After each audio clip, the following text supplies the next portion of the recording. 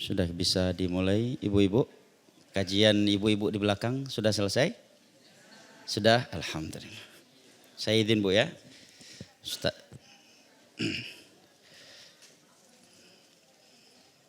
Kayaknya masih lanjut tuh kajiannya di belakang.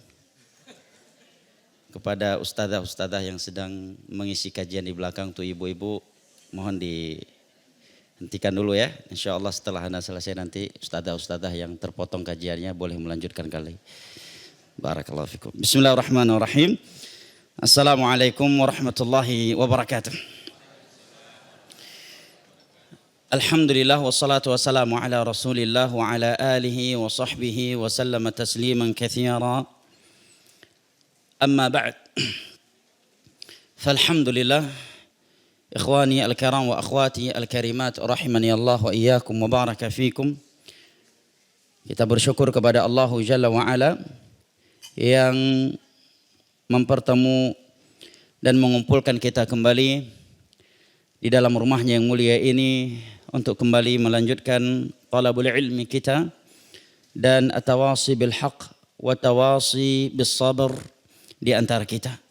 Mudah-mudahan Allah Jalla wa Ala menjadikan kita dari golongan-golongan yang Ia firmankan di dalam sebuah hadis qudsi yang diriwayatkan oleh Al-Imam Tirmidzi dengan sanad yang hasan dari Muaz bin Jabal radhiyallahu an, di mana Allah Jalla wa Ala berfirman, wajabat mahabbati lil mutahabbina fiyya wal mutajalisina fiyya wal mutazawirina fiyya wal mutabazilina fiyya. Sungguh telah wajib cintaku kepada mereka yang saling cinta mencintai sesama mereka karenaku. Mereka duduk-duduk berkumpul sesama mereka karenaku. Dan tiada tempat yang lebih indah dan lebih afdal untuk kita duduk-duduk berkumpul sesama kita selain daripada rumah Allah Jalla wa Ala.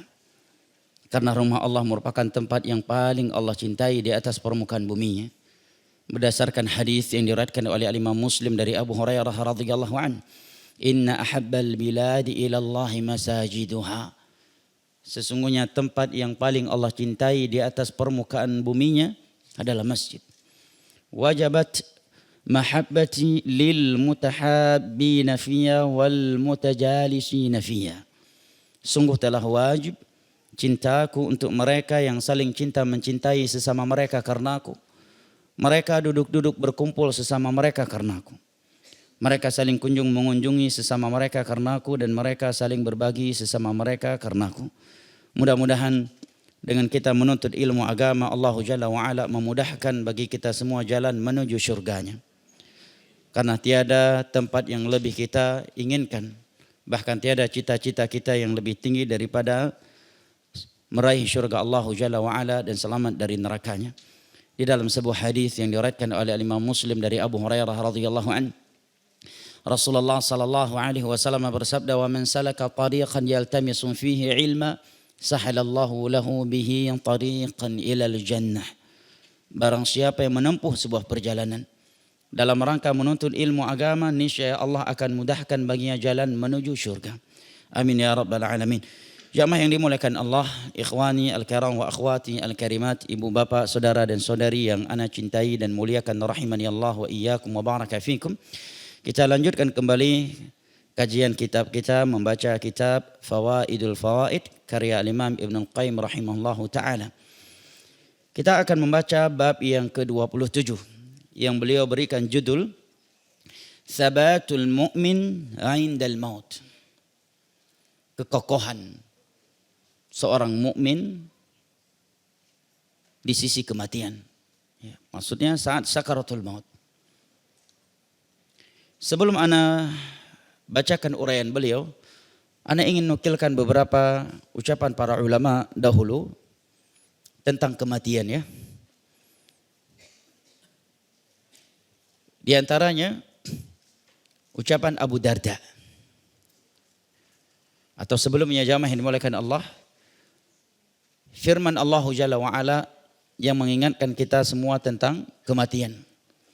Di antaranya adalah firman Allah Jalla wa Ala di dalam surat Az-Zumar ayat 30.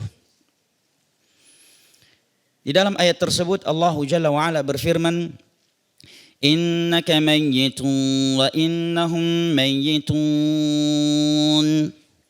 Sesungguhnya engkau akan mati dan mereka juga akan mati. Jamaah yang dimuliakan Allah, apabila Nabi SAW saja masih diingatkan oleh Allah dengan kematian, maka bagaimana dengan kita? Kemudian Nabi kita diberitahukan oleh Allah Jalla wa'ala bahwa manusia juga akan mati. Manusia yang mencintai kita akan mati. Mereka yang membenci kita dan memusuhi kita akan mati. Mereka yang kita cintai akan mati. Dan mereka yang kita benci juga akan mati. Semua manusia dengan berbagai status sosial mereka akan mati. Maka kenapa kita harus menggantungkan urusan kita kepada mereka? Maka kenapa bahagia tidaknya kita di dunia ini karena mereka? Padahal semua kita sama-sama akan mati. Innaka mayyitun wa innahum mayyitun. Sesungguhnya engkau akan mati dan mereka akan mati. Yang kedua adalah firman Allah Jalla wa'ala di dalam surat Al-Jumu'ah ayat ke-8. Allah Jalla wa'ala berfirman, Qul innal mauta alladhi tafirruna minhu fa innahu mulaqikum.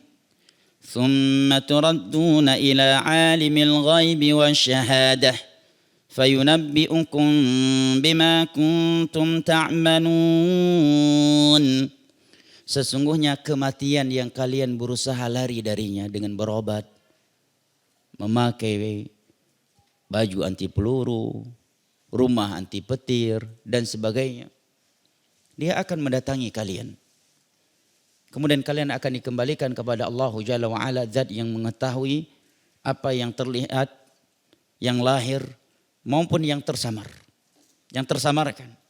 Kemudian Allah Jalla wa'ala akan memberitahukan kepada kalian apa yang telah kalian perbuat sebelumnya ketika di dunia. Semua perbuatan kita yang telah kita lakukan di dunia akan dihisab, akan diperkarakan oleh Allah dan Allah perlihatkan kepada kita. Bahkan mungkin sebagiannya kita sendiri telah melupakannya. Nah, ayat berikutnya jamaah yang dimuliakan Allah adalah ayat ke-78 dari surat An-Nisa. 78 dari surat An-Nisa. Allah Jalla wa'ala berfirman, Aynama takunu yudrikumul maut walau kuntum fi burujim musyayyadah. Dimanapun kalian berada, maka kematian akan mendatangi kalian meskipun kalian sedang bersembunyi di dalam benteng-benteng yang sangat kokoh. Bahkan kepada Nabi kita sallallahu alaihi wasallam, Allah Jalla wa'ala berfirman di dalam surat Al-Hijr, "Wa ma ja'alna li ahadin min qablikal khuld.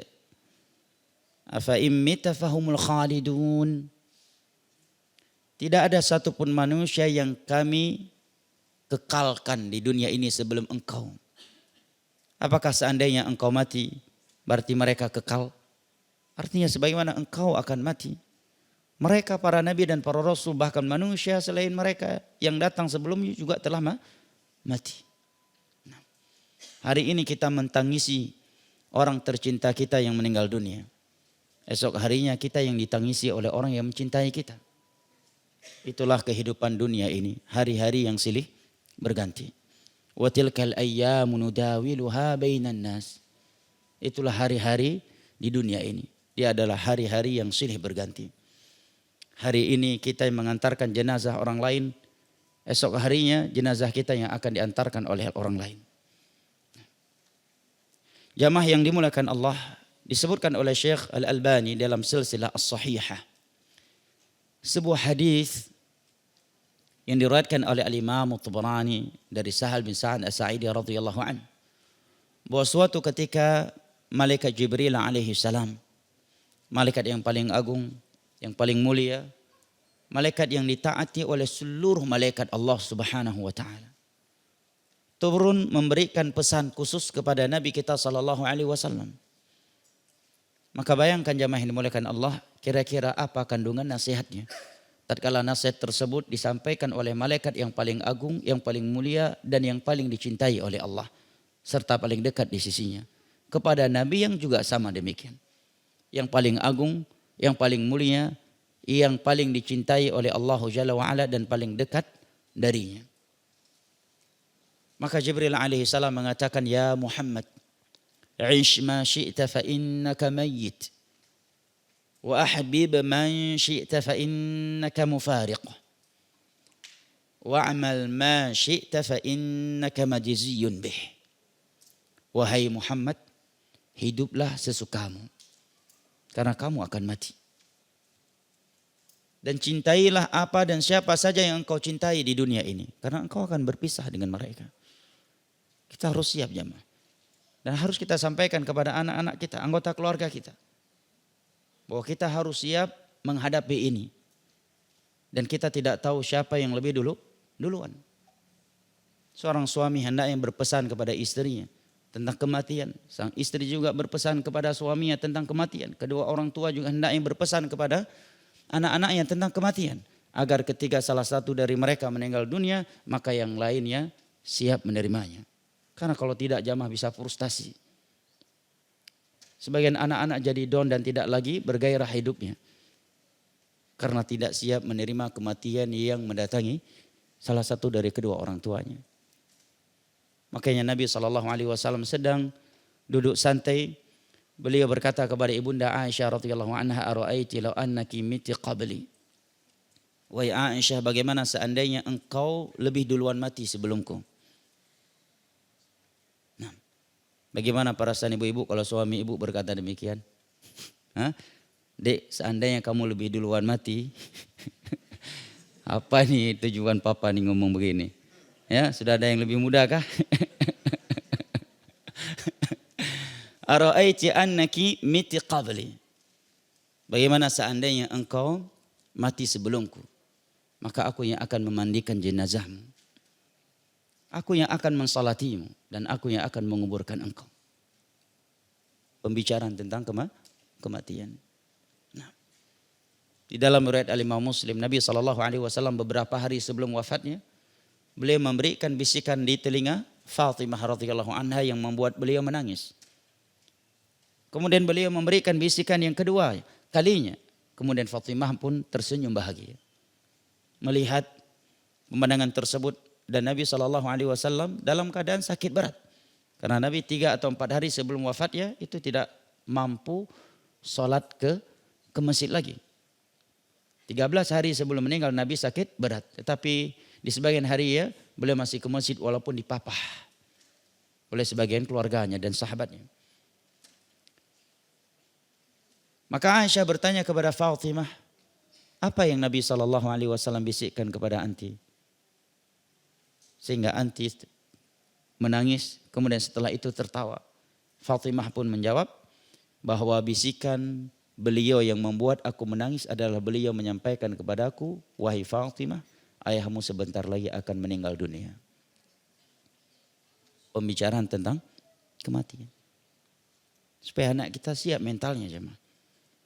Tentunya yang lebih penting dari itu adalah kita persiapkan iman dan tauhid.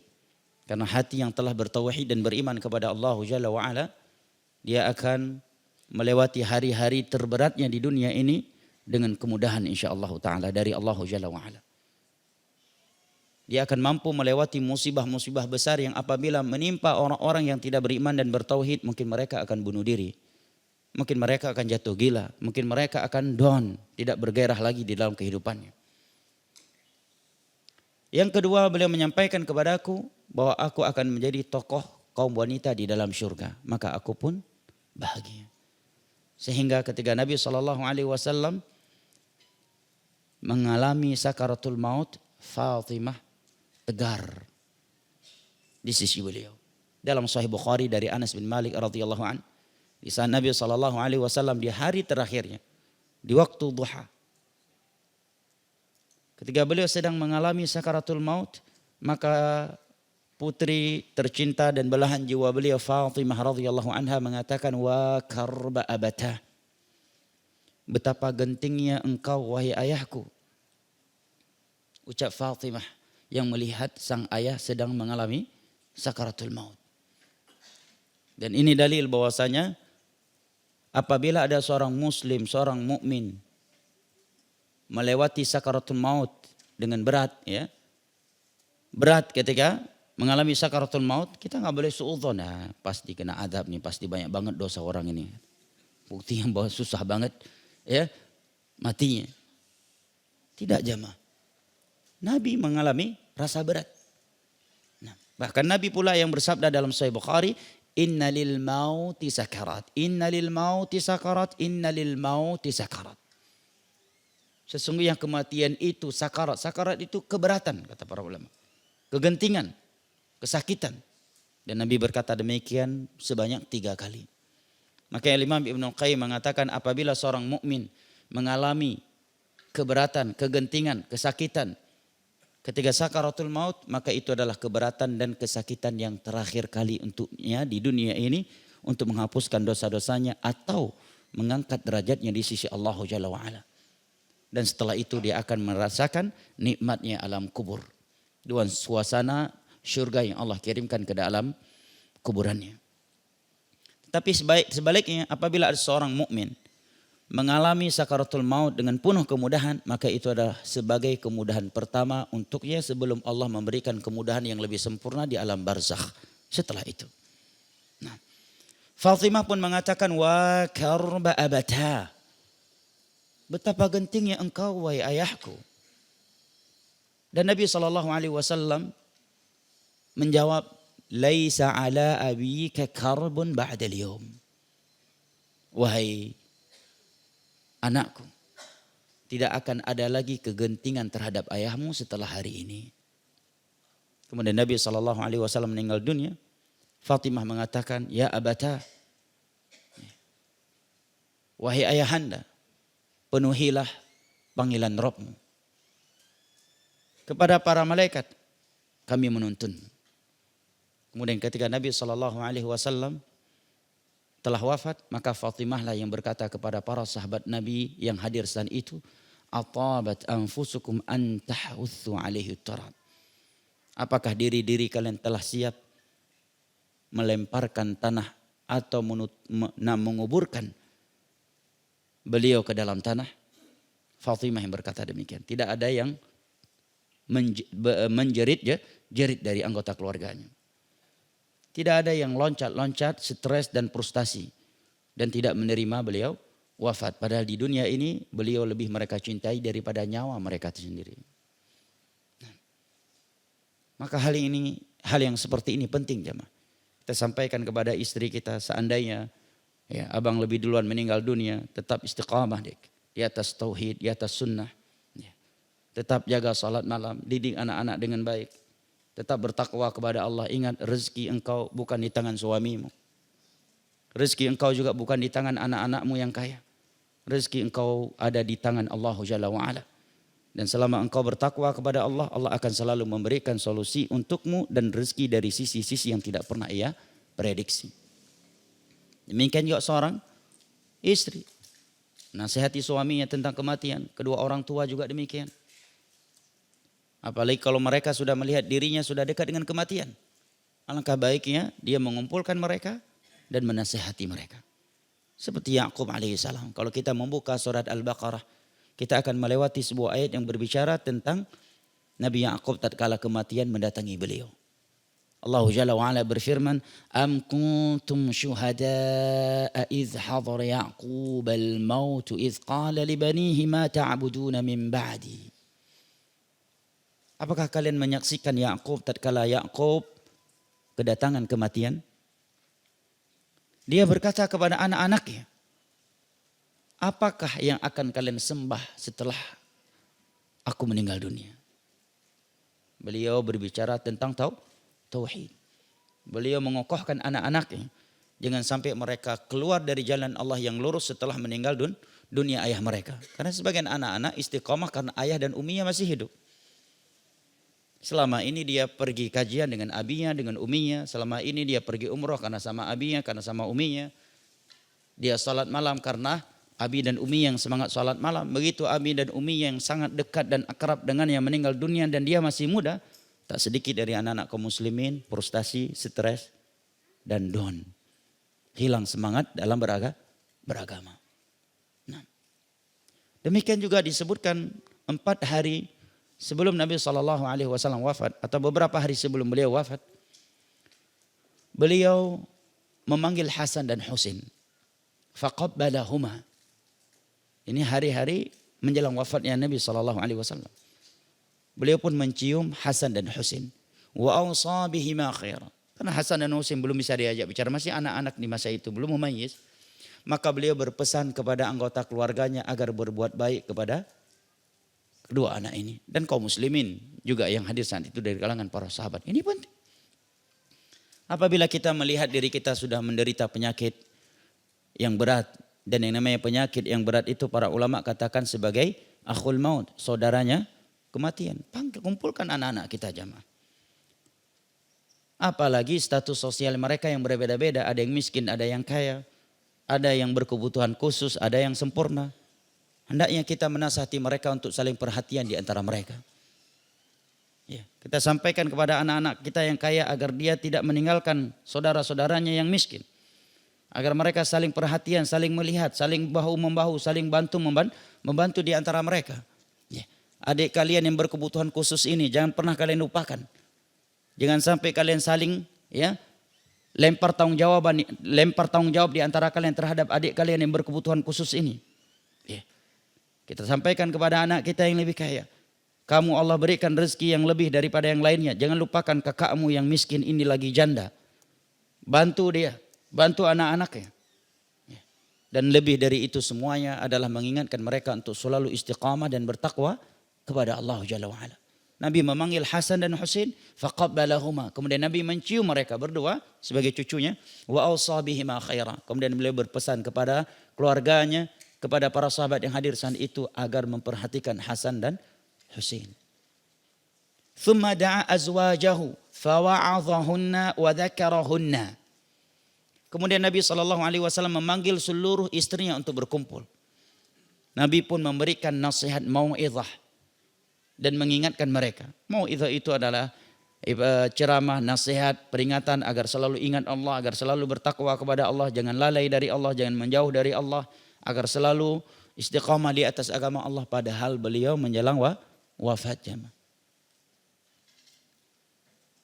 Ada hal-hal yang sebenarnya sudah diketahui oleh anggota keluarga kita meskipun kita tidak menyampaikannya. Tetapi jamaah yang dimuliakan Allah, tatkala kita menyampaikannya kembali dan kita sedang mengalami sakaratul maut atau menjelang wafat kita, itu akan lebih membekas di hati mereka. Benar. Itu akan lebih membekas di hati mereka.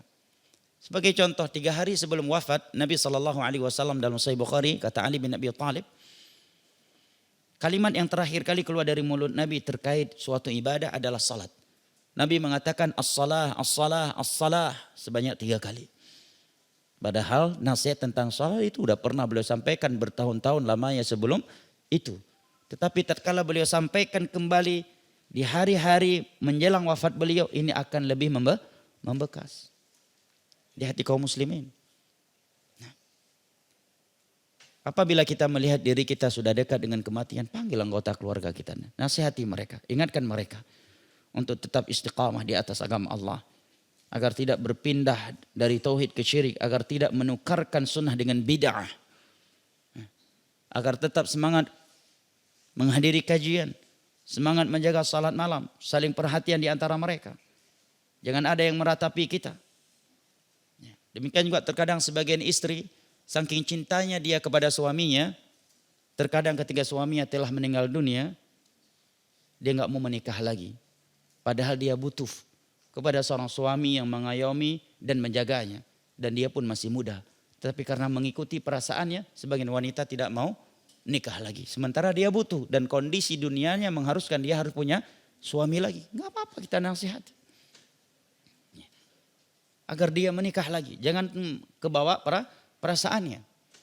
Karena kita tahu ini kalau nggak kita pesan demikian dia nggak mau nikah lagi. Dan kita tahu kalau dia nggak nikah lagi, ya, dia nggak punya mahram yang bisa mengantarkan dia ke sana kemari. Nggak ada laki-laki yang bisa menjaga dan mengayominya.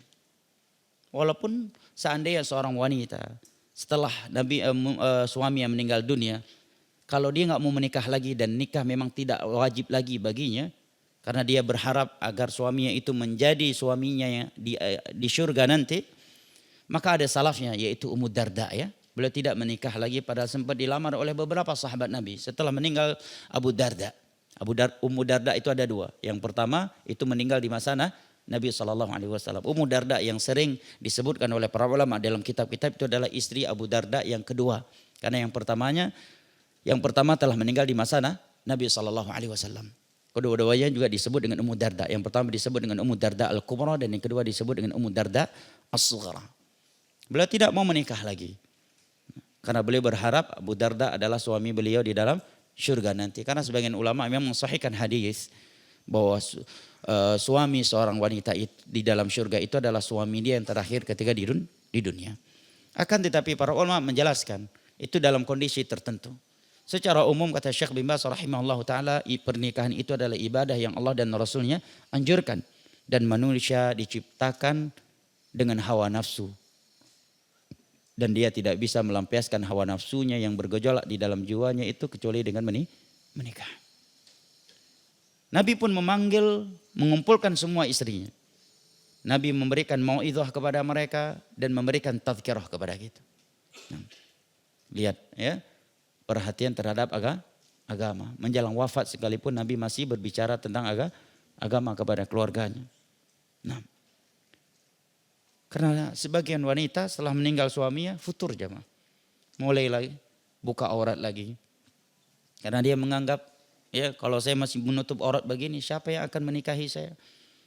Ya. Dari mana saya makan dan sebagainya. Terlalu rapuh imannya. Nah. Ikhwani al-kiram wa akhwati al-karimat rahimani Allah wa iyyakum wa baraka fiikum.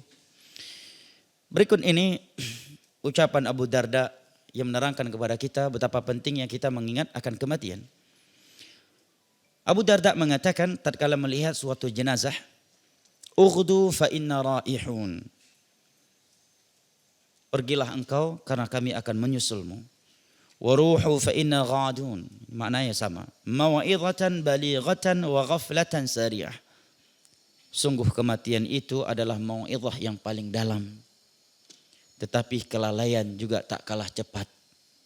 Kata beliau. Artinya semua orang histeris ketika melihat kematian. Tetapi kelalaian yang mendatangi hatinya juga sangat cepat. Ngantar jenazah dalam keadaan menangis. Pulang baru beberapa langkah dari kuburan sudah tawa, gembira dan riang. Padahal dia tadi yang kita lihat menangis luar biasa. Baru beberapa langkah meninggalkan jenazah dalam kuburan, dia sudah lupa akan kematian. Bahkan sebagian orang sedang di dalam pemakaman bicara dunia. Bicara tender di dalam pemakaman karena kebetulan jumpa di situ sama pejabat daripada jumpa di golf koyak sakunya ya kan. Kalau jumpa di pemakaman kan nggak koyak saku kontraktor. Betul nggak? Ya. Kalau jumpai di lapangan golf koyak ya kan. Koyak sakunya. Kalau jumpa di pemakaman kan nggak mungkin koyak. Nah, sebagian orang bicara tender di dalam pemakaman. Bicara dunia. Maka Abu Darda katakan sungguh kematian itu mau'izatan balighah. Kematian itu adalah mau'izah yang sangat dalam, yang sangat menyentuh semestinya. Wa ghaflatan sariyah. Tetapi betapa cepatnya kita lalai setelah mengingatnya. Kemudian kata beliau kafa bil mauti wa'idha. Sungguh kematian itu sudah cukup sebagai pengingat kita. Yazhabul awwal fal awwal. Manusia satu demi satu bepergian. Wa yabqal akhiru la hulmalah. Dan yang belum meninggal tidak ada kesempatan untuk bermimpi. Maksudnya dia akan menyusul mereka dengan cepat. Hasan bin Abdul Aziz bin Dhabi rahimahullah, seorang ulama salaf mengatakan man lam yarda'ul Qur'an wal maut thumma tanatahatil jibalu bayna yadayhi lam yartadi'.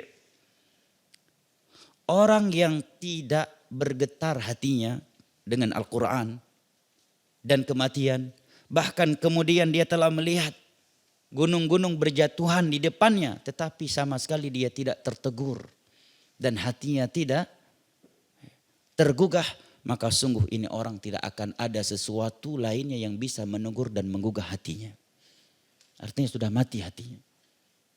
Ada sebagian orang demikian jemaah, karena tiap hari melihat kematian. Kalau dia nggak ada hidayah, misalkan dokter yang bagian bedah, bagian anestesi, atau dia bertugas di IGD, atau dia militer yang sering bertempur, setiap hari melihat kematian, setiap hari melihat pembunuhan, ya, atau korban kecelakaan, atau dia merasa dengan ilmunya bisa mematikan dan bisa menghidupkan. Gua suntik sekali mati, suntik sekali lagi bangun.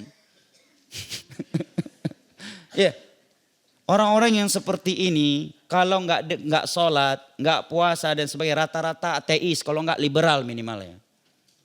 Lihat aja kalau nggak percaya. Sulit banget untuk diingatkan hatinya tentang kematian.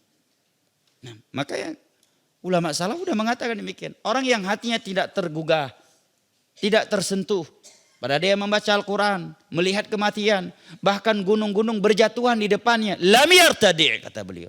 Selama-lamanya hatinya itu tidak akan pernah bisa tersentuh dengan apapun. Tidak akan pernah bisa digugahkan lagi.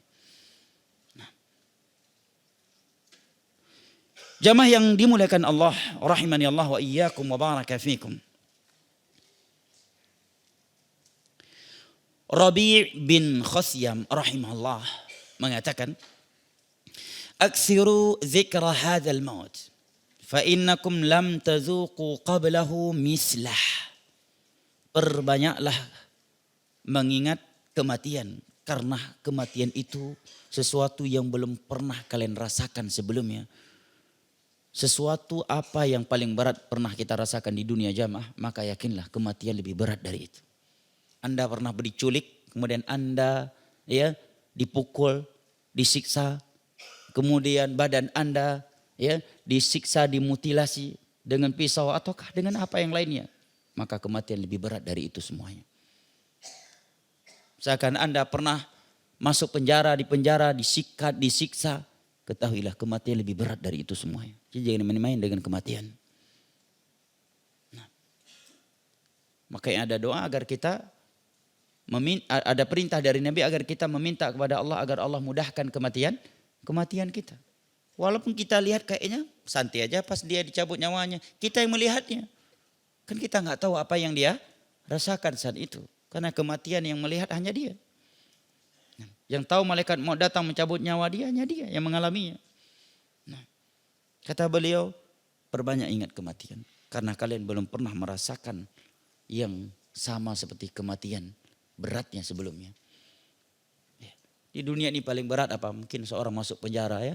Di dalam penjara dikerjain, dia dipukul tiap hari. Atau kalau dia militer paling berat kalau pernah masuk RTM. Nah, mungkin setelah keluar bisa lumpuh dia. Ya, dan sebagainya. Ketahuilah kematian lebih berat dari itu semuanya. Ditangkap oleh musuh di dalam medan perang.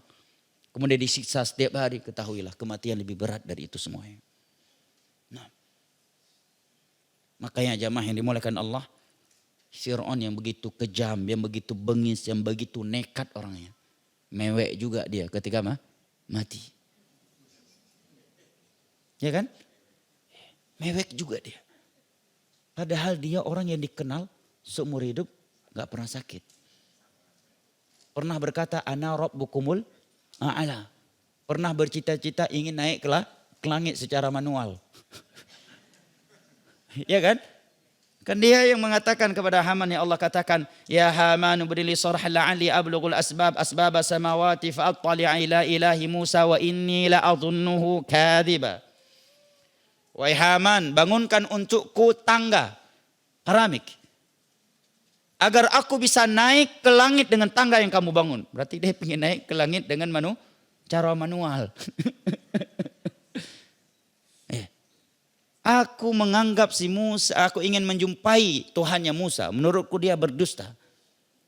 Dalam sejarah Al-Quran, orang yang pertama kali mendustakan keberadaan Allah di atas langit adalah Fir'aun.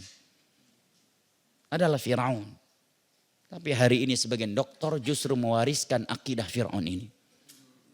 Nah, Ar-Rahmanu 'alal 'arsy istawa. Aamintum man fis sama. Aina Allah? Qala fis sama. Dan saking nekatnya Fir'aun, jamaah yang dimuliakan Allah, ketika laut terbelah menjadi dua seperti dua gunung yang besar, dia ikut bersama bala tentara yang masuk ke dalam laut itu. Melihat melihat ombak seperti gunung yang terbelah, mengerikan gak jamaah? Ngeri, ya kan? Antum pernah ke tengah-tengah laut naik sampan? Belum Pak ya? Alhamdulillah. Bagi yang pernah, baik itu mancing ya, atau ke aktivitas lainnya, ketika ombak datang itu mengerikan Pak. Ya, ngeri ombak itu. Terkadang ya, begitu ombaknya turun baru kita tahu ada kapal besar hanya berjarak sekian meter dengan kita. Tadinya tidak terlihat karena ombak yang begitu tinggi di depan kita. Begitu ombaknya turun tiba-tiba ada monster besar di depan kita, yaitu kapal besar. Mengerikan. Tapi Fir'aun gak takut dia mah. Gimana tuh mentalnya Fir'aun berarti? Karena kata dia, Musa dan Bani Israel aja bisa melewatinya, masa saya gak bisa? Dia lupa bahwa Nabi Musa melewatinya karena perintah dari Allah Jalla wa'ala dan mukjizat yang Allah berikan. Dia kira dia punya mukjizat juga. Syahidnya jamaah, kita bukan sedang membahas kisah Fir'aun. Tetapi karena kematian itu berat, begitu Fir'aun tenggelam, mewek juga dia. Allah sebutkan di dalam surat Yunus. Falamma adrakahul gharaqu qala amant. Tatkala dia sudah tenggelam, dia pun memanggil Allah, mengatakan aku beriman, aku beriman. Nah, maka sungguh keras hati mereka yang membuat video AI bahwa kami sedang reunian di dalam api neraka. Nah, nasallallahu salamul afiyah. Jangankan neraka, kematian pun tidak ada yang berani bermain-main dengannya. Sekelas Fir'aun ketakutan dan menangis merengek-rengek tatkala tenggelam di dalam laut. Padahal belum mati, baru menjelang mati. Nah, jamaah yang dimuliakan Allah, maka beliau mengingatkan kita, perbanyak mengingat kematian. Karena kalian belum pernah merasakan sesuatu yang sama dengan kematian seumur hidup kalian. Mungkin ada di antara kita karena militer dulu pernah melewati pendidikan yang cukup berat ya. Selama 4 tahun kurang lebih. Kalau dia di akademi, dia di situ melewati hari-hari yang sangat berat bersama pelatihnya, bersama seniornya. Atau dia pernah melewati hari-hari yang sangat berat di dalam penjara. Maka kata beliau, kematian itu sesuatu yang belum pernah kalian rasakan sebelumnya. Yang berikutnya ucapan Ali bin Husain ibn al-Mubarak. Beliau ini disebutkan maka lisanu yaftur an dzikril maut. Beliau ini tidak pernah putus berbicara dan mengingat kematian. Lisannya itu selalu bahas tentang kematian. Abu Darda radhiyallahu anhu juga mengatakan, man aktsara dzikral maut qalla farahuhu wa qalla hasaduh. Orang yang banyak mengingat kematian, maka sedikit euforianya dan sedikit hasadnya. Beliau mengatakan sedikit karena hasad gak mungkin bisa hilang 100%. Makanya para ulama mengatakan orang yang berakal itu kalau dia hasad, dia menahannya. Walaupun perih di dalam hatinya. Karena untuk menahan hasad itu perih jamaah, ya kan? Perih, ya. Semua kita merasakan itu tanpa terkecuali. Betul gak? Tatkala ada orang lain dipuji di depan kita dan kita menganggap itu orang tidak layak mendapatkan pujian itu, apalagi kita kurang suka sama dia, itu untuk menahan mulut ini biar nggak komen, ini harus dijahit ini dari benang ya, besi ya ibu-ibu. Nggak hanya ibu-ibu, bapak-bapak hari ini juga tidak kalah cerewet daripada ibu-ibu. Betul nggak? Kalau ceramah maulid dulu, kalau kita pas masa-masa kecil, kalau dengar ceramah maulid, kalau Pak Kiai bicara tentang jaga lisan, selalu sasarannya ibu. Padahal bapak-bapak juga nggak kalah ngeri lisannya. Lihat aja bapak-bapak, udah ngopi 1 jam ngobrol. Bubar, masih lanjut di parkiran mobil. Hah? Masing-masing udah masuk mobil, kaca mobil dibuka lagi, masih ngobrol juga. Ibu-ibu bubar arisan pada pulang ke rumah kita, Jumpa di parkiran, ngobrol pada itu tadi kawan ngobrol kita dari awal ngopi sampai selesai ngobrol sama dia. Keluar ya udah salaman pada, udah baca kafaratul majlis lagi. Subhanakallahumma bihamdik. Jumpa di parkiran ngobrol, iya si fulan tuh emang begini dia tuh. Udah masuk mobil, keluar lagi ngobrol lagi. Banyak nggak bapak-bapak seperti ini? Banyak ya. Nah, jamaah yang dimuliakan Allah.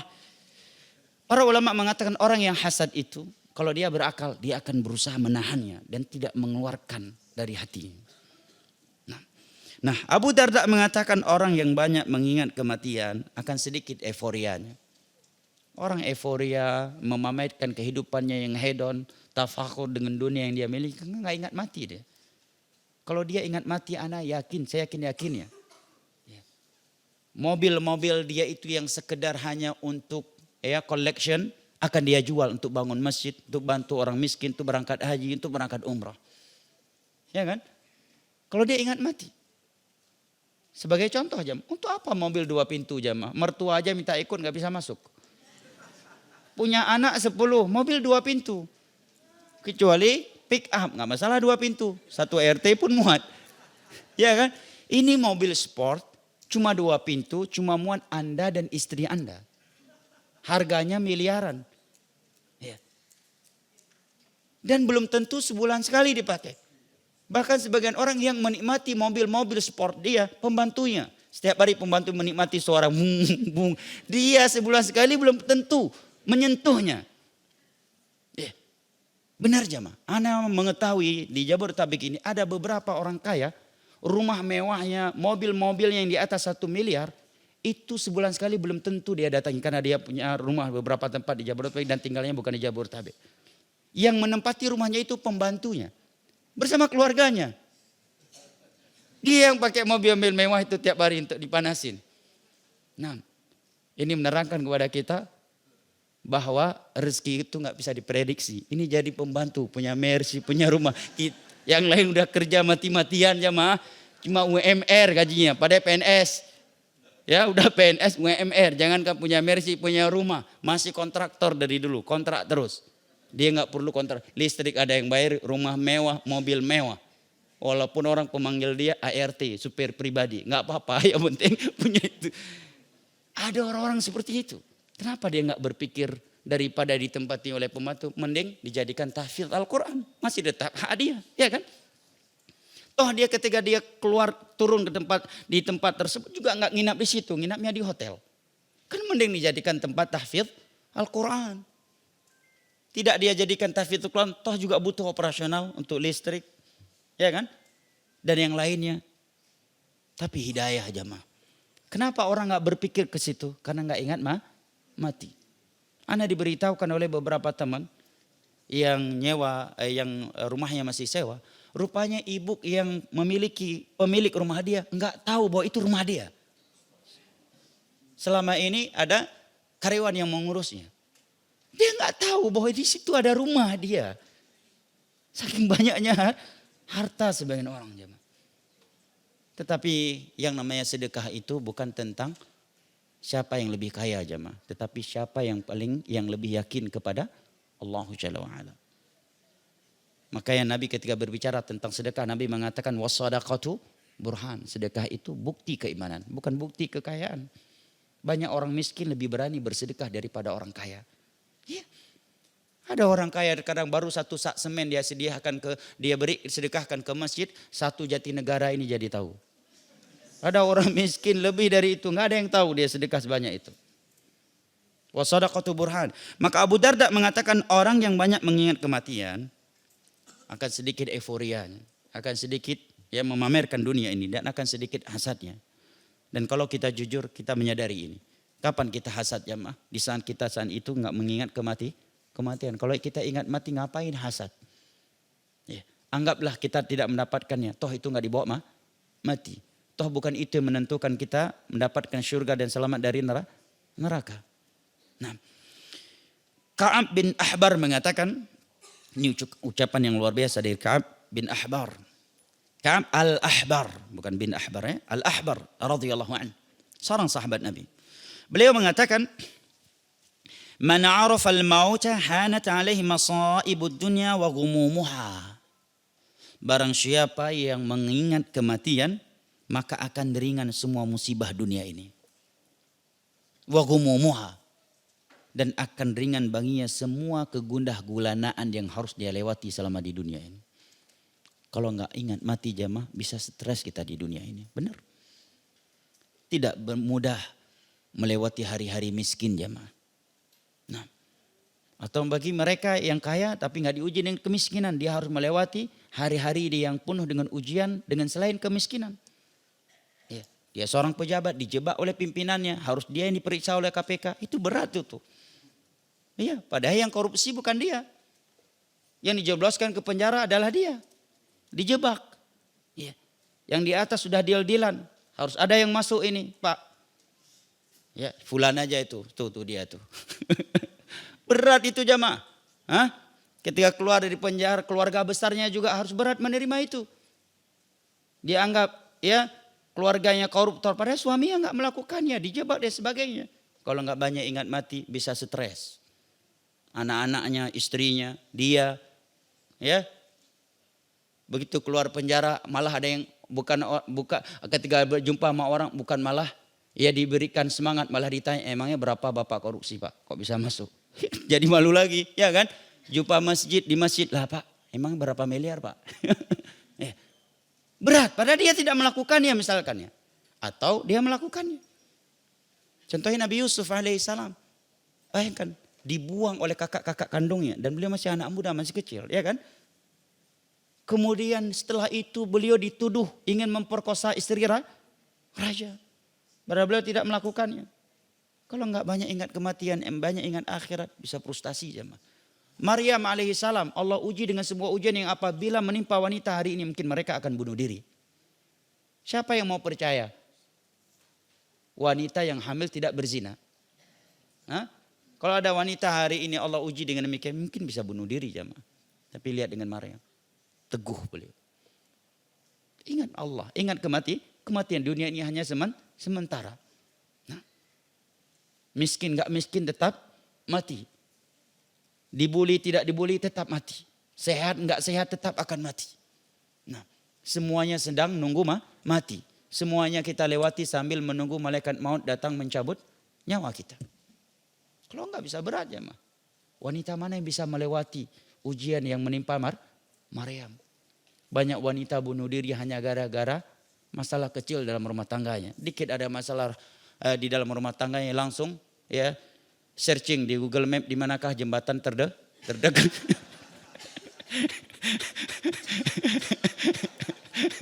Iya, Allah musta'an. Ya. Atau sebagian orang karena dibully akhirnya terbawa trauma sampai seumur hidup. Enggak semangat lagi, enggak bergairah lagi hidupnya. Nah, maka Ka'ab al-Ahbar mengatakan orang yang banyak yang selalu ingat mati. Maka semua musibah di dunia ini akan terasa ringan olehnya, baginya. Akan terasa ringan baginya. Kalau enggak berat jemaah. Sekarang sebagian orang memang tidak merasakan beratnya kemiskinan. Namun bukan berarti mereka yang kaya yang tidak miskin mereka enggak punya ujian. Sebagian mereka memiliki ujian dan mereka berangan-angan seandainya ujian tersebut Allah gantikan dengan kemiskinan. Dia lebih memilih ujian kemiskinan dengan ujian tersebut. Iya, ada sebagian wanita Allah uji suaminya LGBT. Na'udzubillah min dzalik. Enggak ada yang tahu kan? Wanita lain berangan-angan, Masya Allah enak banget jadi ibu kayak ibu itu ya. Masya Allah ada super pribadi, suami beliau seorang pejabat, kaya, tampan, humoris, terlihat romantis. Yaitu di dinding media sosial. Ya. Dia nggak tahu, sementara ibu itu tersiksa hidupnya. Ya. Suaminya seorang LGBT, minta cerai, ini keluarga besar yang terhormat di kampungnya. Bisa terbongkar. Dan bingung juga mau kasih alasan apa ke anaknya. Kalau itu alasannya, hancur nama baik keluarganya. Ayahnya seorang gubernur, seorang tokoh di tengah-tengah masyarakat, akhirnya dia bertahan sampai terbawa dalam kesehari-hariannya dia tidak bisa bahagia. Yang semestinya dia sehat jatuh sakit, badannya semakin hari semakin kurus. Jamaah ini dimuliakan Allah, manusia di dunia ini dengan berbagai macam ujian mereka.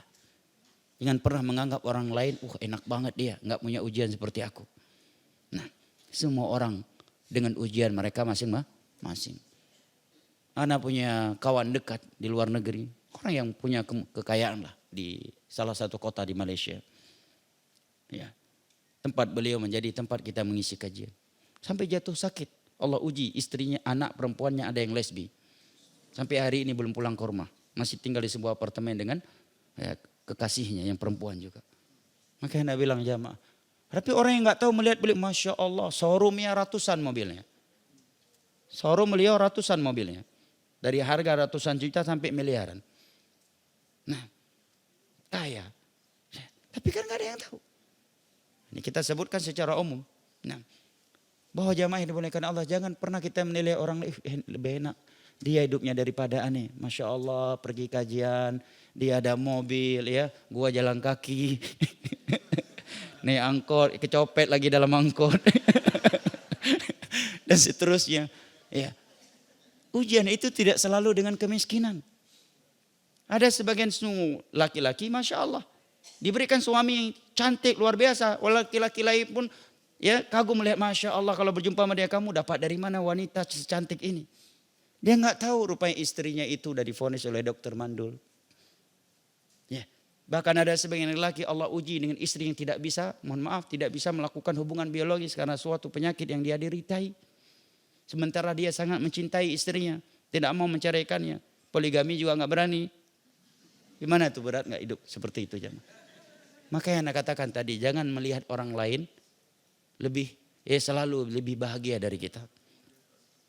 Seakan cuma kita yang mendapatkan ujian di dunia ini. Maka Ka'ab al-Ahbar rahimahullah ta'ala mengatakan, barang siapa yang selalu ingat kematian, maka semua musibah di dunia ini akan terasa ringan baginya. Nah, berikutnya ucapan Safiyah radhiyallahu anha. Beliau mengatakan, inna imra'atan ishtakat ila Aisyah radhiyallahu anha. Pernah suatu ketika seorang wanita mengadu curhat kepada Aisyah. Artinya beliau akan menukilkan ilmu dari Aisyah. Pada Safiyah siapanya Aisyah? Madu aslinya Aisyah. Madu asli ini. Bukan KW1, KW2 ini. Madu aslinya Aisyah. Lihat betapa bersihnya hati mereka. Safiyah ini pada saingan terberat Aisyah. Tetapi Safiyah di sini menukilkan ilmu yang beliau dapatkan dari Aisyah radhiyallahu anha. Ya, bersihkan hatinya ibu-ibu ya, Bu ya. Ya. Padahal Safiyah saingan Aisyah. Bahkan Aisyah pernah menjelek-jelekkan Safiyah kepada Nabi. Ya, karena seorang wanita sedang cemburu manusiawi. Dan itu fikih yang harus dipahami oleh para praktisi poligami. Kita baru bisa berteori. Ana baru bisa berteori ya. Jadi suatu ketika Aisyah berkata kepada Safiyah, ya Rasulullah, Safiyah pendek orangnya. Karena memang Safiyah cantik, luar biasa. Pendek dia. Antum kalau istri antum menjelek-jelekkan salah satu dari istri antum yang lainnya, antum apain? Dasar istri durhaka kamu, udahlah kamu talak 3. Enggak, Rasulullah enggak membawa kepada makna yang tegang. Beliau menganggap itu hal yang lumrah dan manusiawi dari seorang wanita yang memiliki saingan. Maka Nabi hanya menegur Aisyah dengan mengatakan, laqad qulti kalimatan law muzizat bihal bahr lamazijathu. Wahai Aisyah, kamu telah mengucapkan sebuah ucapan yang apabila ucapanmu itu dicelupkan ke dalam laut, akan mengeruhkan air laut. Nah. Dan luar biasanya juga Ibunda Aisyah radhiyallahu anha pernah suatu ketika diminta jatah malamnya oleh Safiyah dan beliau memberikannya. Di dalam sebuah safar, maka Nabi pun bermalam di dalam kemahnya Safiyah. Tetapi begitu Nabi masuk ke dalam kemahnya Safiyah, yang namanya wanita tetap wanita aja, walaupun dia jenderal ya. Betul, walaupun dia militer, wanita tetap wanita, nggak akan bisa memiliki hati setangguh laki-laki. Iya. Makanya wanita ya dipimpin. Nah. Apa kata Aisyah ketika Nabi sudah berada di dalam kemahnya Safiyah? Aku berangan-angan seandainya ada seekor kalajengking masuk ke dalam kemahku, kemudian menggigitku. Kemudian aku berteriak. Maka Nabi pun pergi meninggalkan Sofiyah karena teriakanku. Antum harus siap kalau mau poligami. Wanita itu punya 1000 siasat untuk membelenggu antum. Iya, punya 1000 siasat membuat antum tunduk. Kita dibuatnya terbelenggu bukan karena kejudesannya terhadap. Kita dibuatnya terbelenggu karena cinta dan kasih sayang yang dia berikan yang luar biasa. Wanita itu Allah katakan inna kaidakunna azim. Siasat wanita itu azim ya, Pak. Azim. Besar. Fir'aun apa kurang kepemimpinannya? Fir'aun ya, Pak. Kejam, bengis, membunuh, ya kan? Mengaku Rabbukumul A'la kepada istrinya, sami'na wa ata'na 86. Apa buktinya? Buktinya adalah padahal undang-undang dasar di dalam kerajaan Fir'aun, kalau Bani Israel melahirkan anak laki-laki, tangkap langsung sembelih. Semenjak tukang ramal mengamalkan kerajaan dia akan runtuh di tangan anak laki-laki dari Bani Israel yang akan lahir. Maka semenjak ramalan tukang dukun itu disampaikan kepadanya, maka setiap ada bayi laki-laki dari Bani Israel langsung diculik oleh bala tentara Fir'aun dan langsung disembelih. Memang dukun itu selalu buat kekacauan jamaah. Dulu diramal di Indonesia kiamat 2012, orang pada ribut, ya kan? Terus ramal lagi 2020, lewat lagi nggak tahu nih ke depan, ya, dan seterusnya. Tetapi ketika istrinya mengatakan, la taqtuluh, khusus bayi ini, jangan kamu bunuh. Kita jadikan dia anak angkat kita. Fir'aun nggak ada kata lain selain sami'na wa ata'na 86. Mau tidak mau, bawa itu bayi ke dalam istananya. Dirawat sama Fir'aun, gak berani dia bunuh. Istri yang larang. Iya. Iya jemaah. Lelaki itu kalau dia tentara pangkatnya kolonel, istrinya itu bintang 1. Betul. Kalau dia bintang 1, istrinya itu bintang 2. Coba antum tanyakan, betul enggak? Ini Fir'aun jemaah. Takut istri Fir'aun yang mengatakan ana rabbukumul a'la. Istrinya bilang, jangan, siap 86. Sami'na wa ta'na. Akhirnya memang ada hikmah juga di balik itu. Allah ciptakan seperti sifat yang pada sebagian laki-laki seperti itu. Dalam hal ini hikmahnya apa? Nabi Musa jadi selamat dari pedangnya Fir'aun. Ya, kadang ada hikmah yang banyak di balik sifat takut istri pada sebagian suami jemaah. Mungkin di antara hikmahnya uang jadi lebih hemat dikontrol sama istri ya kan? Lebih bagus ya ekonominya. Jangankan kita jam Umar bin Khattab radhiyallahu an. Umar bin Khattab, syaitan aja lari kalau berpapasan sama Umar. Umar bin Khattab mengatakan ketika sudah pindah ke Madinah, kunna ma'syarul Quraisy nadribu nisa'ana. Kami kaum laki-laki Quraisy ini adalah laki-laki yang tidak takut istri. Kami yang memukul istri-istri kami. Enggak ada istilah istri kami yang memukul kami. Begitu kami pindah ke Madinah, kami mendapati kaum Ansar tadribuhum nisa'uhum adalah suami-suami yang dipukul oleh istri-istri mereka. Suami-suami yang takut istri rupanya mereka. Enggak sampai di situ ucapan Umar jemaah. Kalau sampai di situ sebenarnya seandainya sampai di situ aja udah lumayan menertawakan ya. Tapi kata Umar setelah itu istri-istri kami pun akhirnya belajar kepada istri-istri kaum Ansar. Maka kami pun menjadi suami-suami yang dipukul oleh istri-istri kami. Berarti Umar pun takut istri. Berarti kalau antum menjadi suami yang takut istri, antum punya salaf. Siapa salaf antum? Fir'aun. Salah satunya yang takut istri juga.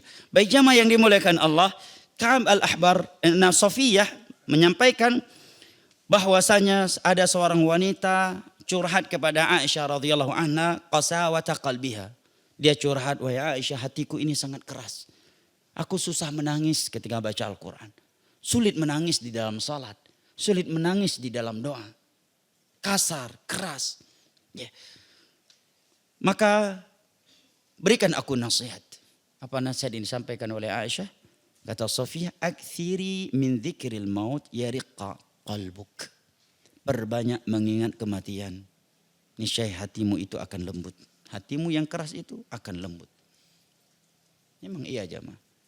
Orang berani membunuh, menculik, jangkrik sono, jangkrik sini, memeras sana, memeris sini. Karena nggak ingat mati. Kapan mereka akan ingat mati jamaah? Sholat aja nggak pernah. Ke masjid nggak pernah. Bahkan mungkin suara adzan pun nggak pernah dengar. Nggak pernah terdengar olehnya. Nah, teman ngopinya sehari-hari Abu Lahab, Abu Jahal. Yang paling baiknya Abu Nawas. Aktivitasnya keluar masuk diskotik. Uang yang dimakan uang haram. Kajian nggak pernah, sholat nggak pernah. Dia mana mau ingat mati? Kalau udah seperti itu orangnya, bagaimana dia akan bertobat? Bagaimana dia akan sholat? Bagaimana dia akan tunduk kepada Allah? Ya. Sehingga sebagian mereka ada yang mati dalam keadaan overdosis. Nah, mati tidak sempat bertobat. Nggak mungkin bisa bertobat kecuali murni hidayah dari Allah datang. Antum coba bayangkan jemaah, bagaimana orang akan tunduk kepada Allah, akan taubat sementara penghasilannya uang haram. Anaknya nggak sholat, satu pun nggak ada yang sholat, istrinya juga nggak sholat. Ya. Dia nggak sholat, nggak pernah ke masjid, teman sehari-harinya Abu Lahab, Abu Jahal. Yang paling baik mendingnya Abu Nawas. Seminggu sekian kali diskotik. Ya. Khamar adalah minuman sehari-harinya. Begitu ada uang langsung traveling ke negeri kafir. Bagaimana orang seperti ini akan sholat, akan puasa, akan haji, akan umroh, akan menangis. Ya. Karena Allah Jalla wa'ala. Mustahil. Kalau bukan murni hidayah dari Allah Jalla wa'ala. Maka orang-orang seperti ini dia gak peduli. Membunuh, merampas, merampok, memeras. Sebenarnya itu bukan karena berani. Karena Allah sudah membuat mereka lupa terhadap diri mereka. Orang yang berani itu gak akan berani membunuh tanpa izin dari syar'i. Itu orang yang berani. Saking takutnya sebagian orang itu dia membunuh orang lain. Kenapa? Takut terhadap karirnya, takut terhadap jabatannya kalau dia tidak melakukannya. Nah, maka Aisyah mengatakan, perbanyak mengingat kematian agar hatimu yang keras ini melembut. Nah, agar hatimu yang keras ini melembut. Maka Sofiyah mengatakan di kemudian hari dia datang lagi dan berterima kasih kepada Aisyah. Mengatakan hatiku sudah mulai lembut wahai Aisyah radhiyallahu anha. Umar bin Abdul Aziz rahimahullahu taala mengatakan, "Man aktsara dzikral maut ijtara'a min ad-dunya bil yasir in istash'arta dzikral maut fi lailika aw naharika bughidha ilaika kullu fan. Wahubbiba ilaika kullu baq."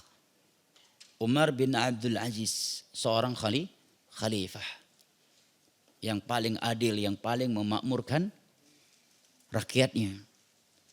Setelah Khulafar Rasyidin, di masa beliau keadilan benar-benar makmur. Kata beliau, barang siapa yang banyak mengingat kematian, maka dia akan ridho dengan dunia yang sedikit. Akan ridho. Beliau bukan mengatakan dia tidak akan mencari tambahan. Dia akan ridho. Bukan larangan mencari dunia. Jika engkau mengingat kematian di malam atau di siang harimu, maka kamu akan membenci semua yang fana. Maksudnya dunia. Dan akan datang cinta ke dalam hatimu terhadap setiap yang abadi. Itu ibadah yang akan mengabadikan kebahagiaan bagi seseorang. Kemudian kata beliau, aktsir dzikrul maut. Ya akhi, wahai saudaraku, perbanyaklah mengingat kematian. Fa in kunta fi dhaiqin min al-'aish wassa'ahu 'alaik. Karena kalau kamu mengingat kematian, apabila engkau sedang sempit, maka kamu akan luas hidupmu. Berat jamaah, seperti yang kita sebutkan tadi Maryam jamaah. Kalau enggak ingat mati jamaah bisa bunuh diri ya kan? Bayangkan lu jamaah, siapa yang mau percaya? Seorang wanita hamil dan dia mengaku nggak berzina. Gak ada yang percaya. Makanya sebagian mereka mengatakan ya ukhta Harun makana abuki imra'asahu wa makanat ummuki baghiyah. Wahai Maryam, kenapa kamu bisa senakal ini pada ayahmu orang saleh, ibumu orang saleh, tidak ada yang pernah berzina dari anggota keluargamu, nenek moyangmu. Kok kamu bisa berzina? Berat enggak jemaah? Berat. Ditambah lagi beliau sedang bernazar selama 3 hari tidak boleh berbicara. Beliau cuma bisa diam, nggak boleh menjawab. Dan yang menjawab hanya Nabi Isa alaihi salam yang berada di dalam gendongannya saat itu. Qala ini Abdullah ata'ani al-kitab wa ja'alani nabiyya dan seterusnya. Kalau nggak ingat mati bisa bunuh diri jemaah. Nabi Yusuf ya dibuang oleh abangnya, oleh abang-abangnya. Kemudian diambil oleh seorang ratu Mesir. Setelah beranjak dewasa malah ratu Mesir mengajaknya berzina. Beliau nggak mau, akhirnya dipaksa. Ya, kejar-kejaran istana. Begitu raja pulang justru beliau yang dituduh ingin memperkosa sang ratu. Dan raja pun tahu itu tipu dayanya istrinya. Tetapi tetap saja raja memenjarakan beliau demi menjaga nama baik raja. Kerajaan. Tapi di dalam penjara beliau tetap energik. Tetap gairah hidupnya. Tetap semangat. Tetap optimis. Justru di dalam penjara beliau sibuk mendakwahi 2 tahanan yang bersama beliau di dalam penjara tersebut. Kalau enggak berat ya, berat melewati hari-hari kemiskinan. Hari-hari kita menderita penyakit, hari-hari kita dibully, hari-hari nama baik kita hancur di tengah-tengah masyarakat. Karena suatu kasus yang sedang kita hadapi, berat. Kalau enggak banyak ingat akhirat. Nah, makanya kata beliau, tidaklah engkau mengingat kematian dan engkau sedang berada di dalam kesempitan kecuali kematian itu akan memberikan kehidupan yang luas untukmu, akan membuat engkau menjadi luas hidupnya. Wa in kunta fi sa'ati min al-'aish dhayyaqathu 'alaik. Dan apabila engkau berada di dalam kelapangan dari dunia ini, maka kematian itu akan mengontrol kamu di dalam menggunakan hartamu. Nah, jamaah yang dimuliakan Allah, ini menerangkan kepada kita tentang hakikat kematian dan pentingnya mengingat kematian. Maka Al-Imam Ibnu Qayyim di sini menjelaskan sabatul mu'min indal maut. Seorang mukmin itu akan kokoh, akan tegar saat sakaratul maut. Kenapa? Sebabnya kata beliau li syahadati alla ilaha illallah indal maut. Ta'thirun azimun fi takfiri sayyiat wa ihbatiha. Karena syahadah la ilaha illallah yang telah dia ucapkan ketika di dunia, dia mengerti maknanya dan menjalankan kandungannya, itu memiliki pengaruh yang sangat besar tatkala seseorang sedang dilanda kematian. Tatkala seseorang sedang mengalami sakaratul maut, maka la ilaha illallah yang dia ucapkan akan menghapuskan dosa-dosanya. Karena syahadah la ilaha illallah adalah persaksian dari seorang hamba yang meyakini maknanya, mengerti kandungannya. Qad matat minhu syahwat wa lanat nafsuhul mutamarridah. Di mana dia mengucapkan la ilaha illallah dan dia sedang mengalami sakaratul maut, di mana seluruh syahwat yang ada di dalam nafsunya telah hilang. Enggak ada lagi nafsu di dalam jasad seseorang yang sedang mengalami sakaratul maut, jemaah. Nafsu mereka cuma satu. Irji'uni la'alli a'malu salihan fima tarakt. Ya Allah, kembalikan aku ke dunia agar aku mengamalkan ibadah-ibadah yang dahulunya aku tinggalkan. Cuma itu nafsunya. Hanya itu satu-satunya yang dia inginkan. Alhaakumut takatsur. Kapan ini? Ketika masih di dunia. Semua terlalaikan dengan hartanya yang berlimpah ruah. Hatta zurtumul maqabir. Kapan dia tersadarkan? Tatkala sudah masuk ke dalam liang kubur. Kalla idza balagatit taraqi wa qila man raq wa dhanna annahu al-firaq. Sekali-kali tidak. Apabila ruhmu yang dicabut oleh malaikat maut sudah sampai di kerongkonganmu, Allah tantang semua manusia di dunia ini. Man raq. Siapa yang mampu mencegah malaikat maut kami mencabut nyawa dari tubuhmu? Siapa yang mampu, jemaah? Tidak ada yang mampu. Nah, sebagian orang dimatikan oleh Allah dan dia sedang melakukan perjalanan untuk mematikan orang lain. Nah, man raq wa dhanna annahu al-firaq. Saat itu barulah dia sadar bahwa dia akan berpisah dengan dunia ini. Hari ini memang perkara kematian dan perjalanan setelah kematian itu bagaikan dongeng bagi sebagian orang yang terlalu lalai dengan dunia ini. Dan dunialah sesuatu yang nyata dan yang harus dia prioritaskan. Tetapi jamaah yang dimuliakan Allah, jangankan ketika dia sudah masuk ke dalam liang kubur. Di saat dia masih hidup di dunia ini tetapi sudah mengalami sakaratul maut, maka yang terjadi adalah sebaliknya. Dunia yang selama ini dia sembah-sembah dan telah berhasil memperbudaknya, tidak ada nilai lagi di sisinya. Nah, Tidak ada cita-cita dari dirinya kecuali agar Allah mengembalikan dia, menangguhkan kematiannya agar dia bisa bertobat dan memperbanyak amal saleh. Barulah dia melihat bahwa rupanya kematian alam barzah akhirat itu benar nyata adanya. Nah, selama ini ceramah-ceramah tentang hari kiamat, tentang akhirat bagaikan dongeng belaka bagi sebagian orang jemaah. Bahkan orang-orang musyrik dulu mengatakan asatirul awwalina katabaha, alah itu dongeng itu yang diceritakan oleh Muhammad kepada kalian.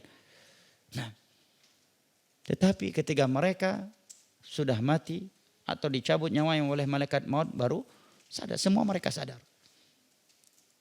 Tersadarkan oleh kematian. Hatta zurtumul maqabir. Kalau belum mati jamaah, semua orang menganggap seakan-akan akhirat itu adalah dongeng belaka kecuali mereka yang telah diberikan taufik oleh Allah Jalla wa'ala. Hidayah darinya. Maka ada hadis yang berbunyi, "Lau anna li ibni Adam wadi min dhahab la ahabba an yakuna lahu wadiyan wa la yakfiu ila turab." Seandainya anak Adam ini sudah memiliki satu lembah dari emas, maka dia akan berusaha untuk memiliki lembah yang kedua dari emas. Dan dia tidak akan pernah merasa cukup kecuali ketika tanah sudah masuk ke dalam mulutnya. Alhaakumut takatsur hatta zurtumul maqabir. Nah, jamaah yang dimuliakan Allah.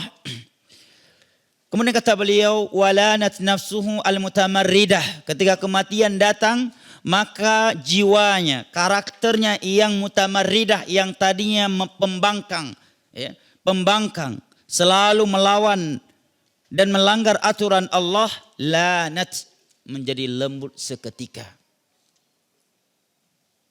Karena kematian itu mengerikan jemaah. Orang yang paling bengis sekalipun, ketika kematian datang kepadanya menjadi lembut dia jemaah. Seperti yang kita sebutkan tadi, Fir'aun. Apa kurangnya dia? Apa kurangnya kezaliman yang ia lakukan? Kebengisan yang dia berikan kepada rakyatnya. Tetapi begitu kematian datang, lanat, menjadi lembut dia. Mewek juga dia. Qala amant. Kata Allah, begitu dia tenggelam, dia pun berkata, Ya Rabb, aku beriman. Nah, banyak sebagian mereka jamaah yang tadinya kejam, membunuh, merampas, merampok, memeras, memfitnah orang lain. Ketika diranjang kematian, terlihat betapa dia menyesal telah melakukan itu semuanya. Terlihat bahwa dia menilai dirinya betapa dirinya lemah. Betapa dirinya akan celaka setelah itu. Nah, kata Imam Ibnu Qayyim, kalau kematian sudah datang maka jiwa-jiwa yang pembangkang lanat, melembut seketika. Wan qadat ba'da ibaiha wasti'saiha. Orang-orang yang tadinya pelaku maksiat, yang enggan tunduk kepada syariat Allah, semua mereka berubah menjadi tunduk, tetapi sudah terlambat. Karena Nabi mengatakan, innallaha yaqbalu taubatal 'abdi ma lam yugharghir. Allah akan senantiasa menerima taubat seorang hamba selama belum mengalami ghargharah. Di antara maknanya, makna ghargharah ada dua kata para ulama. Yang pertama, nyawa yang ditarik oleh malaikat maut belum sampai ke kerongkongannya. Yang kedua, belum terlihat azab Allah yang mematikan. Karena Allah berfirman, falamma ra'au ba'sana tadharra'u. Tatkala mereka melihat azab kami, barulah mereka tunduk. Karena taubat yang Allah terima dan yang Allah inginkan dari kita adalah taubat karena cinta kepada Allah. Taubat karena rindu untuk bertemu dengan Allah. Taubat karena takut kepada Allah Jalla wa'ala. Bukan karena terpaksa. Dan karena sudah tahu tidak ada solusi lain selain taubat. Karena setelah itu pasti akan mati. Fir'aun mengatakan dirinya beriman sebelum dia mati. Tetapi tatkala dia sudah tenggelam di dalam laut. Falamma adrakahul gharaq. Qala amant. Tatkala dia sudah tenggelam barulah dia berkata aku beriman. Maka Allah mengatakan al-ana wa qad asaita qablu wa kunta minal mufsidin. Sekarang kamu baru beriman, baru bertaubat. Sedangkan sebelumnya engkau pelaku maksiat dan pelaku kerusakan. Ini Allah katakan kepada Fir'aun. Nah, bayangkan kalau ada orang sedang mengalami kematian dan itu ucapan yang dia dengarkan di telinganya. Mengerikan gak jamaah? Mengerikan. Nah. Kemudian Al-Imam Ibnu Qayyim mengatakan qad wa aqbalat ba'da i'radhiha. Mereka yang tadinya berpaling dari Allah kini ingin menghadap kepada Allah. Wa dzallat ba'da izziha, mereka yang tadinya perkasa sekarang menjadi hina di hadapan malaikat maut. Maka Allah katakan tadi, man raq, siapa yang mampu mencegah malaikat maut kami mencabut nyawa kalian? Tidak ada yang mampu. Di dalam Israiliyat disebutkan bahwa Namrud Allah matikan dengan apa coba? Seekor lalat yang masuk melalui hidungnya dan menembus otaknya. Dalam sebagian Israiliyat, walaupun disebutkan oleh Imam Tabrani, tapi riwayatnya dhaif, para ulama mengatakan lebih tepat itu dikatakan Israiliyat. Allah biarkan itu lalat selama 400 tahun bergerak-gerak di dalam otaknya. Maka dia yang tadinya perkasa menjadi hina. Selama 400 tahun kepalanya ditendang-tendang, dipukul-pukul oleh masyarakatnya, oleh keluarganya atas permintaan dia sendiri. Dengan harapan kalau mereka menendang kepalanya itu lalat bisa keluar lagi. Kata beliau, ya wa dzallat ba'da izziha. Sebagian mereka menjadi hina setelah sebelumnya mereka perkasa. Kalau sudah terbaring, terbujur kaku dan malaikat maut sedang mencabut nyawa jemaah, siapa yang bisa masih perkasa? Ya, Fir'aun enggak pernah jatuh sakit. Ya, menjadi hina dia. Namrud begitu bengis, begitu tajam, begitu perkasa. Yang membunuh siapa saja yang tidak mau menuhankannya. Begitu mengalami kematian, langsung lembut, langsung berubah, langsung ingin dekat dengan Allah, ya, langsung ingin taubat, ya, dan menjadi hina. Wa kharaja minha hirsuha 'ala dunya wa fuduluha, kata beliau. Tatkala kematian telah datang kepada seseorang, maka semua cinta terhadap dunia yang ada di dalam hatinya seketika itu keluar dari hatinya. Maka orang ketika mengalami kematian yang dia minta bukan dunia. Yang dia minta agar dikembalikan ke dunia untuk apa? Untuk beramal. Hatta idza jaa ahaduhumul maut qala rabbi irji'un la'alli a'malu salihan fima tarak. Tatkala kematian telah mendatangi salah satu dari mereka, maka dia pun berkata, ya Allah kembalikan aku. Agar aku bisa mengamalkan amalan-amalan salih yang dahulunya aku tinggalkan. Kalau kita menderita sakit, terkadang kita masih meminta dunia, ya kan? Sedang sakit minta untuk dibelikan jus ini, tidak dibelikan makanan ini, ya kan? Bahkan terkadang kita ingin melihat di antara barang yang kita cintai, itu sakit. Ya, itu kalau sakitnya belum kematian. Baru menderita sakit yang biasa. Atau bahkan sakit yang berat sekalipun. Kadang di hati kita masih ada kecintaan terhadap dunia. Berbeda dengan kematian.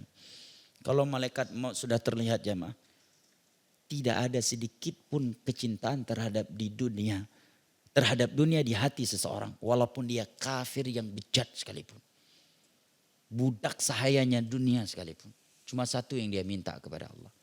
Kembalikan aku ke dunia, aku akan bertobat, aku akan beriman, aku akan beramal saleh, aku akan berbakti kepada kedua orang tuaku. Aku akan salat malam, aku akan meninggalkan zina, khamar, judi, riba dan sebagainya. Yang dahulunya aku langgar. Jamaah yang dimuliakan Allah. Kemudian kata Al-Imam Ibn Qayyim rahimahullah ta'ala setelah menyebutkan hal-hal yang semakna yang telah kita bacakan tadi. Beliau mengatakan hanya seorang mukmin yang kokoh dan tangguh dalam mengalami ketika menghadapi kematian. Kenapa? Kata beliau, fastaslama wahdahu zahiran wa batinan. Karena dia telah menyerahkan dirinya hanya kepada Allah semata secara lahiriah dan batinnya sebelum itu terjadi. Nah, maka orang yang paling siap mati itu adalah orang yang paling taat kepada Allah Jalla wa'ala. Ada sebuah hadis dalam Sahih Bukhari dari Abu Sa'id Al-Khudri radhiyallahu anhu. Sebagian ulama menyebutkan hadis ini Nabi ucapkan 5 hari sebelum Nabi wafat. Suatu ketika Nabi berkata di hadapan para sahabatnya, "Innallaha khayyara 'abdan ma baina indahu wa baina dunya, fakhtara ma indah." Ada seorang hamba di mana Allah berikan kepadanya pilihan antara apa yang ada di sisi Allah dan dunia ini. Dia pun memilih apa yang ada di sisi Allah. Setelah Nabi berkata demikian, tiba-tiba Abu Bakar menangis. Kata Anas bin Malik radhiyallahu anhu, fa'ajibna libukai. Kami pun heran kenapa Abu Bakar menangis padahal tidak ada berita duka dari Nabi SAW. Setelah itu kami baru mengerti kenapa Abu Bakar menangis ketika mendengar sabda Nabi yang tadi. Rupanya itu Nabi bermaksud dengan kalimat seorang hamba di dalam sabdanya itu adalah diri beliau. Bahwa beliau sesaat lagi akan diwafatkan oleh Allah Jalla wa'ala. Apa kalimat terakhir yang keluar dari mulut Nabi jamaah sebelum beliau meninggal dunia? Kata Aisyah radhiyallahu anha, dan beliau sedih dalam pelukan Aisyah, fir rafiqil a'la, fir rafiqil a'la, fir rafiqil a'la, sebanyak 3 kali. Setelah itu beliau pun meninggal dunia. Apa arti fir rafiqil a'la? An-nabiyyin was-siddiqin wasyuhada'i was-salihin. Yaitu bersama, ya Allah, bersama para nabiyyin, siddiqin, syuhada, salihin, mereka sebaik-baik teman dekat. Hari ini boleh sebagian orang bangga bisa dekat dengan pejabat, ya, bangga bisa dekat dengan pengusaha hebat, ya. Bahkan sebagian orang lebih bangga bisa dekat dengan orang kaya daripada dekat dengan ustadz. Lebih bangga bisa dekat dengan pejabat daripada orang yang berilmu. Itu di dunia. Begitu udah mati semua orang berangan-angan seandainya nabiyyin, siddiqin, syuhada, wassalihin menjadi teman dekatnya. Karena Allah mengatakan wa hasuna ulaika rafiqa. Mereka sebaik-baik teman dekat. Ini kalimat yang terakhir kali keluar dari mulut Nabi kita sallallahu alaihi wasallam. Fir rafiqil a'la, fir rafiqil a'la, fir rafiqil a'la. Setelah itu beliau pun meninggal dunia. Jamaah yang dimuliakan Allah. Kemudian Al-Imam Ibn Qayyim rahimahullah ta'ala mengatakan wastawa sirruhu wa alaniyatuh. Karena dia ketika di dunia isi dalamnya dan luarnya itu sama dengan Allah. Itu jujur, tidak munafik. Tidak seperti yang dikatakan oleh sebagian ulama salaf. La takun waliyan lillah fil alaniyah wa aduwan lahu fis sirri. Sebagian ulama salaf mengatakan, dan ini ucapan yang sungguh menjadi tamparan keras buat anak pribadi dan kita semua jamaah.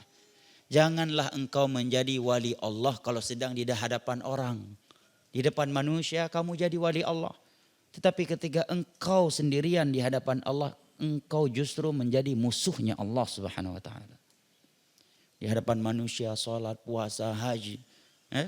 Di depan manusia menangis membaca Al-Quran ketika sendirian, berzina, minum khamar, berjudi, ya, nonton film porno, dan berbagai maksiat lainnya. La takun waliyan lillah fil alaniyah. Jangan menjadi wali Allah di hadapan manusia, tetapi ketika engkau seorang diri, engkau menjadi musuhnya Allah Subhanahu wa taala. Nah, melanggar maksiat Allah. Nah, orang mukmin yang kokoh ketika menghadapi kematian adalah orang-orang yang dalam dan luarnya sama. Dia bertakwa kepada Allah dimanapun dia berada. Baik ketika dia sedang berada di tengah-tengah manusia maupun ketika dia berada seorang diri. Innal ladzina yakhshawna rabbahum bil ghaibi lahum maghfiratun wa ajrun kabir. Mereka yang selalu takut kepada Allah walaupun sedang seorang diri, bagi mereka pahala yang sangat besar.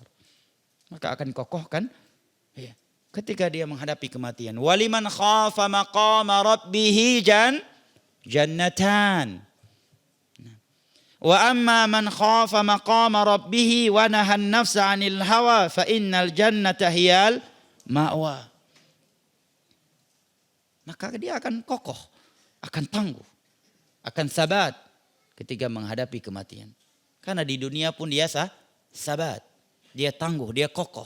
Padahal seruan untuk berbuat syirik luar biasa, tetap saja dia kokoh di atas tauhidnya.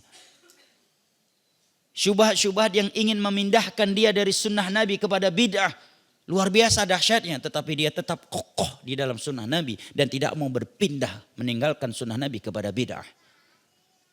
Dia taat kepada Allah dimanapun dia berada, baik ketika seorang diri maupun di hadapan manusia. Dan dia takut kepada Allah dimanapun dia berada. Maka ketika kematian datang, dia kokoh. Dan dia mengucapkan la ilaha illallah dengan hati yang ikhlas. Dan telah lepas dari semua keterikatan kepada selain Allah Jalla wa'ala. Oleh karenanya jamaah yang dimuliakan Allah, mengucapkan la ilaha illallah ketika malaikat maut datang mencabut nyawa kita, itu bukan sesuatu yang mudah. Jangan kita katakan nggak apa-apa lah nakal-nakal sekarang, nanti ketika malaikat maut sudah terlihat saya akan cepat-cepat mengucapkan la ilaha illallah. Ya, kan Nabi mengatakan man qala la ilaha illallah dakhalal jannah. Barang siapa yang mengucapkan yang kalimat la ilaha illallah akhiru kalami, ucapan dia yang terakhir, maka dia akan masuk syurga. Enggak mudah aja, itu anugerah dari Allah Jalla wa ala. Nah, Al-Imam Ibnu Qayyim menyebutkan di dalam kitab beliau Ad-Da' Dawa, ada sebagian orang di masa beliau, antum boleh, ini kitab yang paling bagus dibaca oleh orang yang saat ini merasa terbelenggu dengan syahwat zina dan syahwat-syahwat maksiat lainnya. Kitab yang paling bagus. Ya, siapa yang melihat ada orang yang dia terkena penyakit LGBT, bacakan kitab ini kepada dia. Di sana beliau menerangkan bagaimana cara bangkit dari dosa zina, dosa LGBT. Ya, apa yang harus dilakukan oleh seorang yang syaitan ingin menggiringnya untuk melakukan liwat, untuk menjadi seorang wanita yang lesbi, dibimbing oleh beliau di sana dengan bimbingan yang luar biasa. Nah, jamaah yang dimuliakan Allah, kata beliau ada orang-orang di masa beliau dikatakan kepadanya la ilaha illallah, tetapi yang keluar dari mulutnya adalah nama-nama pelacur yang terkenal di masa itu. Mungkin dia belum, bisa jadi sebelumnya sering berhubungan dengan mereka atau belum pernah berhubungan dengan mereka, tetapi bertemu dengan mereka menjadi salah satu dari cita-citanya. Hati-hati ini. Pas mati diucapkan kepada la ilaha illallah. Ucapkan nak, yang keluar Ronaldo bi. Karena tiap hari nomor Ronaldo yang sangat sering dia ingat. Hati-hati. Ya. Yang suka nonton film Korea nih. Ibu-ibu. Ya ukhti la ilaha illallah. Yang ucapkan nama artis Korea. Fulan. Ya. Ada juga kata beliau ditalkinkan la ilaha illallah kepadanya. Tapi yang keluar dari mulutnya, barang ini modalnya sekian, kalau mau juallah dengan harga sekian. Karena terlalu sibuknya dia dengan perdagangan ketika di dunia, sehingga mengakibatkan dia lalai dari salat dan ibadah kepada Allah. Ada juga yang ketika ditalkinkan la ilaha illallah kepadanya, yang keluar dari mulutnya kata Imam Ibnu Qayyim, nama merek-merek khamar yang terkenal di masa itu. Hati-hati ini. Yang masih merokok. Pas talkinkan la ilaha illallah akhi, ucapkan la ilaha, jisam suakhi. Marlboro. Astagfirullah. Ya. Allah musta'an. Seseorang itu dengan kebiasaannya. Maka dari uraian Al-Imam Ibnu Qayyim rahimallahu taala di atas atau yang tadi menunjukkan kepada kita tidak akan ada yang kokoh, tidak ada yang tangguh, tidak ada yang tegar mengalami kematian dan ketika mengalami sakaratul maut kecuali orang-orang yang ketika di dunia mereka telah kokoh di atas tauhid dan di atas sunnah Nabi SAW. Jamaah boleh buka surat Ibrahim, di sana Allah mengatakan yutsabbitullahu alladhina amanu bil qawli tsabiti fil hayati dunya wa fil akhirah. Allah akan mengokohkan orang-orang yang beriman dengan ucapan yang kokoh, yaitu la ilaha illallah di dunia dan di akhirat. La ilaha illallah yang dia ucapkan dan dia mengerti maknanya, memahami kandungannya dan menjalankan konsekuensi-konsekuensinya. Dan sebuah kabar gembira jamaah dimuliakan Allah dari Allah di dalam surat Fussilat. Bagi setiap hambanya yang mati dan dia istiqamah di atas agama Allah. Allah berfirman, innal ladzina qalu rabbuna Allahu tsumma istaqamu tatanazzalu alaihimul malaikatu alla takhafu wa la tahzanu wa abshiru bil jannati allati kuntum tu'adun. Nahnu awliya'ukum fil hayati dunya wa fil akhirah. Wa lakum fiha ma tad'un. Wa lakum fiha ma tashtahihi al anfus wa taladhdhu al a'yun wa lakum fiha ma tad'un. Nuzulan min ghafurir rahim. Sesungguhnya mereka yang beriman kepada Allah mengatakan Rabb kami adalah Allah, mereka menjalankan perintah-perintah Allah dan meninggalkan larangan-larangannya. Kemudian mereka istiqamah. Akan ada malaikat-malaikat Allah yang turun mendatanginya, menemaninya, menghiburnya. Kata para ulama tafsir, ini di saat malaikat maut telah datang untuk mencabut nyawanya. Maka akan ada malaikat-malaikat yang khusus turun dari langit untuk menemani dia yang akan dicabut nyawanya.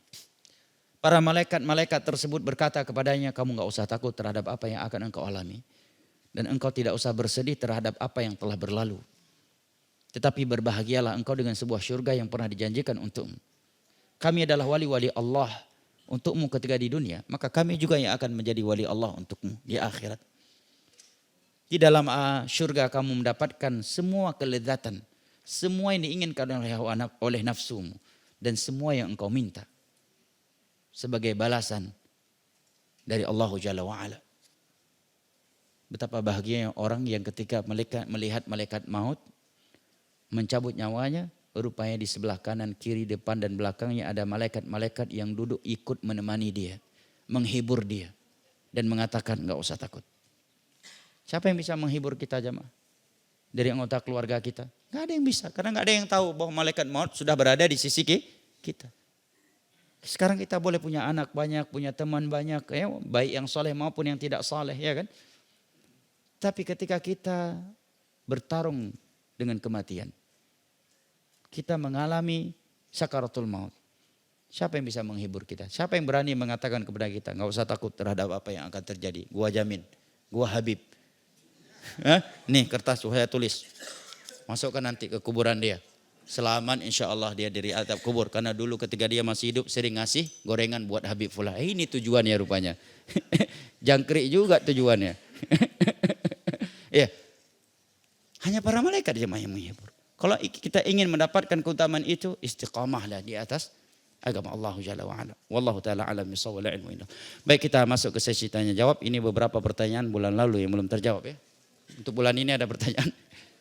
Kita bacakan pertanyaan bulan lalu ya insya Allah. Ustadz, bagaimana menata hati setelah diceraikan? Wah, ini berat nih.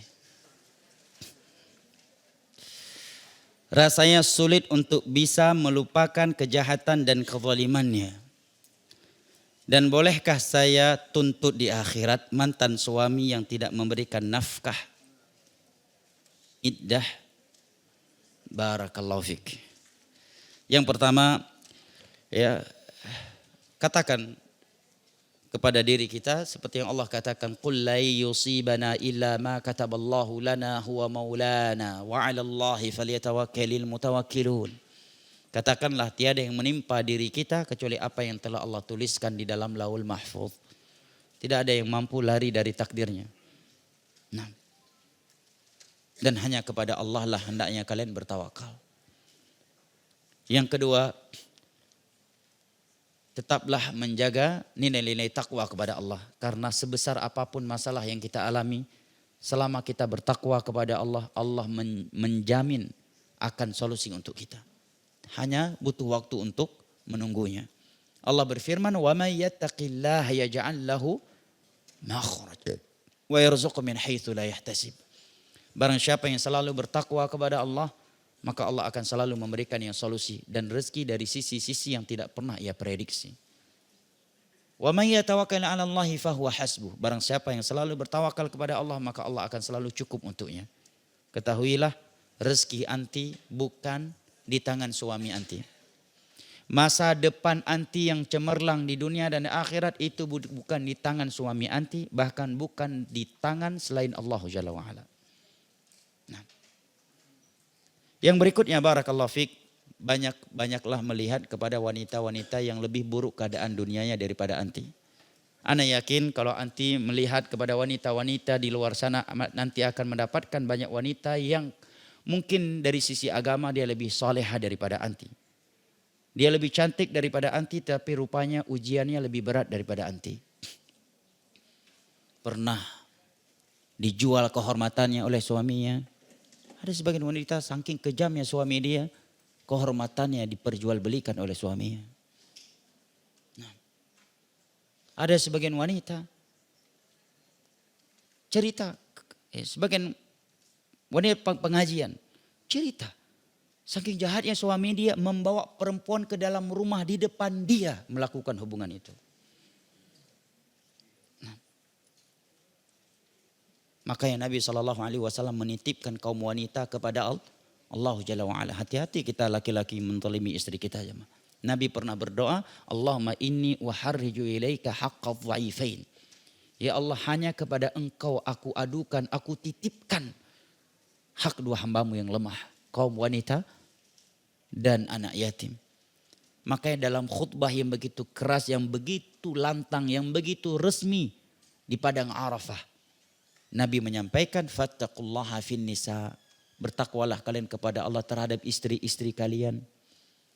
Fa innakum akhadtumuhunna bi amanillah, karena mereka adalah amanah dari Allah yang telah kalian ambil. Bukan sekedar amanah dari kedua orang mertua kita, jemaah. Istri kita lebih dari itu. Istri kita bukan sekedar amanah dari kedua mertua kita, tetapi istri kita adalah amanah dari Allah Rabbul Alamin yang innama amruhu idza arada syai'an an yaqula lahu kun fayakun, yang mampu membalas semua kezaliman yang kita lakukan kepada istri kita. Wastahlaltum furujahunna bikalimatillah, mahkota mereka yang tadi haram untuk kalian sentuh menjadi halal karena kalimat Allah. Kata para ulama maksudnya ijab qabul. Nabi namakan dengan kalimat Allah agar kita mengagungkannya, agar kita memuliakannya. Terkait pertanyaan bolehkah menuntutnya di akhirat nanti secara boleh, maka boleh saja. Itu hak seorang muslim. Di dunia sekalipun dia boleh menuntut orang yang menzaliminya. Dan di akhirat juga boleh. Bahkan ini menjadi simpanan. Tetapi Allah mengatakan faman afa wa aslaha fa ajruhu 'ala Allah. Barang siapa yang memaafkan dan pemaafan yang dia berikan itu bisa memperbaiki orang tersebut, maka itu lebih baik. Nah, dan apabila anti memaafkan dia dan bertekad tidak akan menuntutnya di hari kiamat, ingat kaidahnya. Al jaza min jinsil amal. Balasan Allah kepada kita sesuai dengan perbuatan kita. Maka orang-orang yang pernah kita zalimi bisa jadi di hari kiamat nanti mereka tidak akan menuntut kita atas kezaliman yang pernah kita lakukan kepada mereka, karena kita tidak menuntut orang-orang yang pernah berbuat zalim kepada kita agar membayarnya. Tetapi mereka tetap akan diperkarakan oleh Allah atas kezaliman yang mereka lakukan terhadap kita walaupun kita sudah memaafkan mereka. Dosa kezaliman ya tetap. Ya, kalau mereka tidak bertobat, cuma hak antara dia dan kita ini selesai. Wallahu taala alam bisawab, ilmu indallah. Ustadz mau tanya, apakah ada dalilnya kalau perempuan pergi keluar rumah memakai lipstik enggak boleh? Mohon penjelasannya. Syukran. Memakai lipstik, ya, kira-kira berdandan atau bukan? Hah? Berdandan bukan? Apa tujuan ibu pakai lipstik keluar rumah? Jujur. Hah?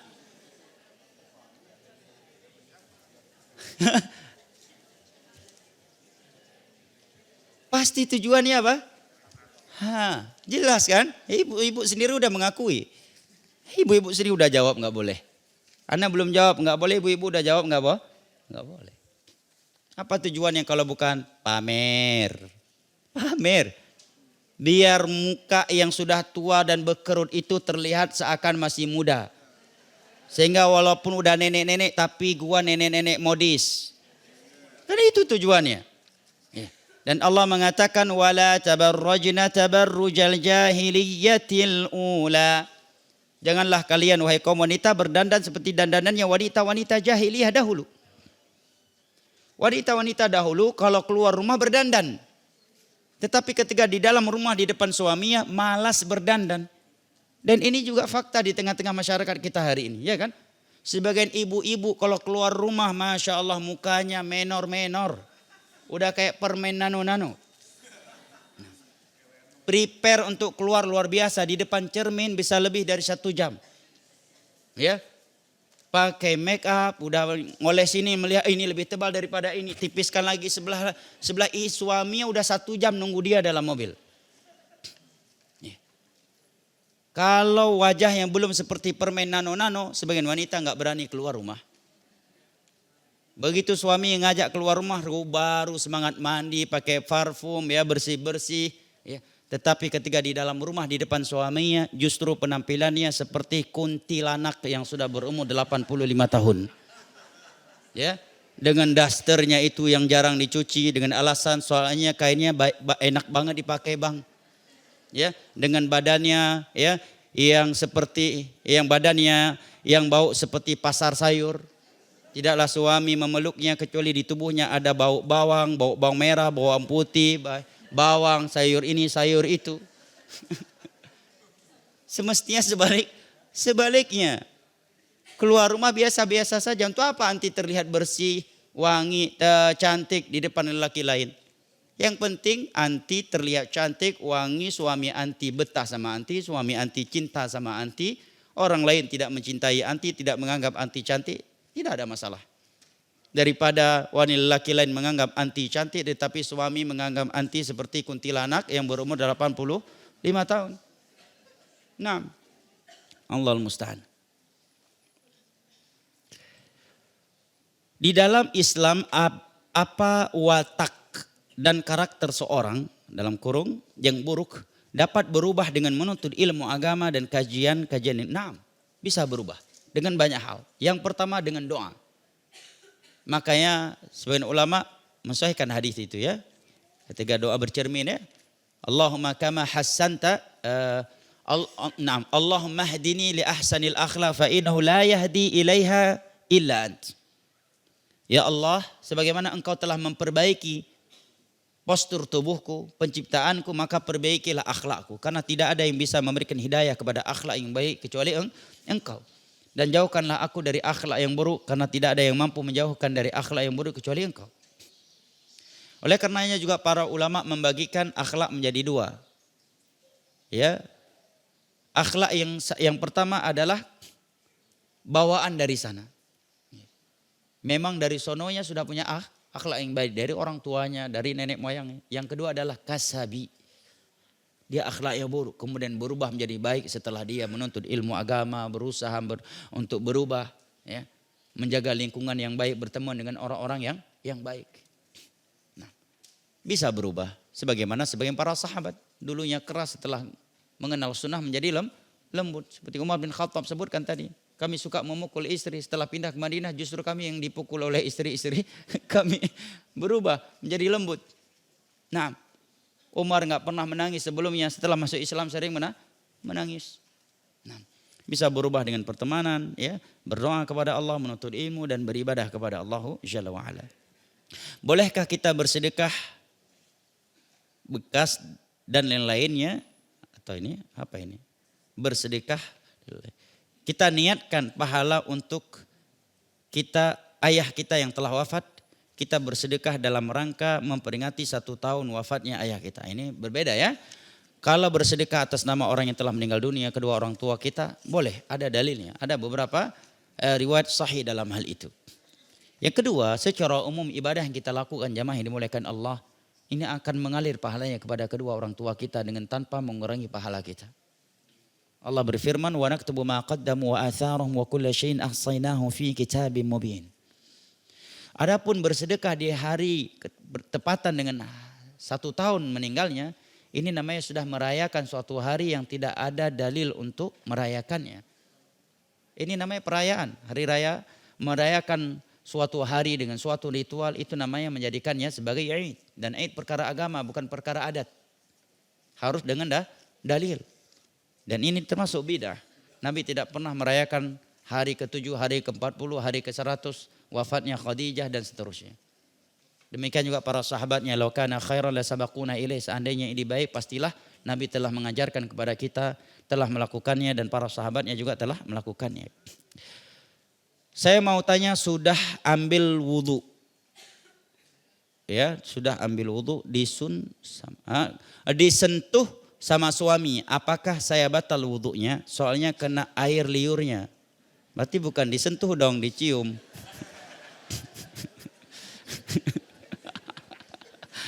Ada hadisnya, suami pun sudah tahu istri mau salah masih aja diganggu. Baik, barakallahu fi. Yang rajih tidak membatalkan wudu. Karena pembatal wudu itu harus ada dalil khusus. Dan tidak ada dalil khusus yang menyebutkan mencium istri atau menyentuh dengan lawan jenis membatalkan wudu. Adapun ayat Allah Jalla wa Ala yang dijadikan oleh sebagian ulama fikih sebagai dalil batalnya wudu apabila seorang bersentuhan dengan lawan jenis, yaitu firman Allah, aula mastumun nisa. Maka kata Abdullah bin Abbas, aula mastumun nisa di situ adalah jima', hubungan biologis. Nah, oleh karena konteks ayat sedang berbicara tentang wajib mandi dan dia tidak mampu mandi, maka dia boleh bertayamum. Dalil yang kedua adalah Di dalam Sunan Abi Daud disebutkan Nabi SAW seringkali ketika keluar untuk salat beliau mencium istrinya terlebih dahulu. Nah, yang ketiga hadis Bukhari dan Muslim. Dari Aisyah radhiyallahu anha, karena sempitnya rumah Nabi maka Nabi setiap kali mau sujud harus menggeserkan kedua kaki Aisyah radhiyallahu anha terlebih dahulu. Nah, kemudian ketika beliau sudah berdiri kata Aisyah, basattuhuma, aku pun kembali menjulurkan kedua kakiku. Nabi menyentuh. Dan bersentuhan dengan lawan jenis, baik itu yang mahram maupun yang bukan mahram. Kira-kira potensinya besar enggak di masa Nabi? Ada enggak potensi bisa bersentuhan dengan lawan jenis sengaja maupun tak sengaja? Besar. Baik pelaksana umroh, haji, ke pasar dan sebagainya. Bersama dengan itu kata sebagian ulama fikih tidak ada satupun hadis yang menegaskan bersentuhan dengan lawan jenis bisa membatalkan wudu. Hanya saja kalau dia bersentuhan dengan lawan jenis, bersalaman dengan lawan jenis yang bukan mahram, dia berdosa karena berjabat tangan dengan wanita yang bukan mahram. Namun bukan berarti setiap dosa membatalkan wudu. Untuk mengatakan sesuatu itu batal wudu butuh dalil khusus. Butuh dalil khusus. Nah, dan ini lebih meringankan juga keadaan seorang mukmin ya. Kalau dikatakan batal wudu ya, ini bisa memberatkan. Dan di antara kaidah utama Islam adalah al-masyaqqatu tajlibut taisir. Kondisi-kondisi yang memberatkan itu mendatangkan kemudahan. Bayangkan kalau batal pas umroh gimana tuh? Makanya sebagian mereka yang tetap saklek begitu umroh balik madhab katanya, talfiq madhab. Nanti kalau umroh kita niatkan ikut madhab Hambali aja dulu. Nanti kalau udah pulang ke Indonesia baru Syafi'i lagi. Biar nggak perlu mengulangi wudu karena sudah bersentuhan dengan lawan jenis. Allahul musta'an.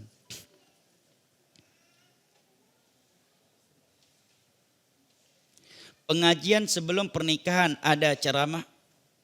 Apakah itu sunnah? Maksudnya ceramah di walimah ya. Perlu diketahui yang disebut dengan khutbatun nikah itu bukan ceramah di pernikahan. Khutbah nikah itu adalah si wali yang menikahkan anak perempuannya atau salah satu dari mereka mengatakan ketika ingin menikahkan putrinya dia mengatakan innal hamdalillah nahmaduhu wa nasta'inuhu wa nastaghfiruhu wa na'udzubillahi min syururi anfusina wa min sayyiati a'malina may yahdihillahu fala mudilla lahu wa may yudlil fala hadiyalah wa asyhadu an la ilaha illallah wahdahu la syarika lahu lahul mulku wa lahul hamdu wa huwa ala kulli syai'in qadir. Kemudian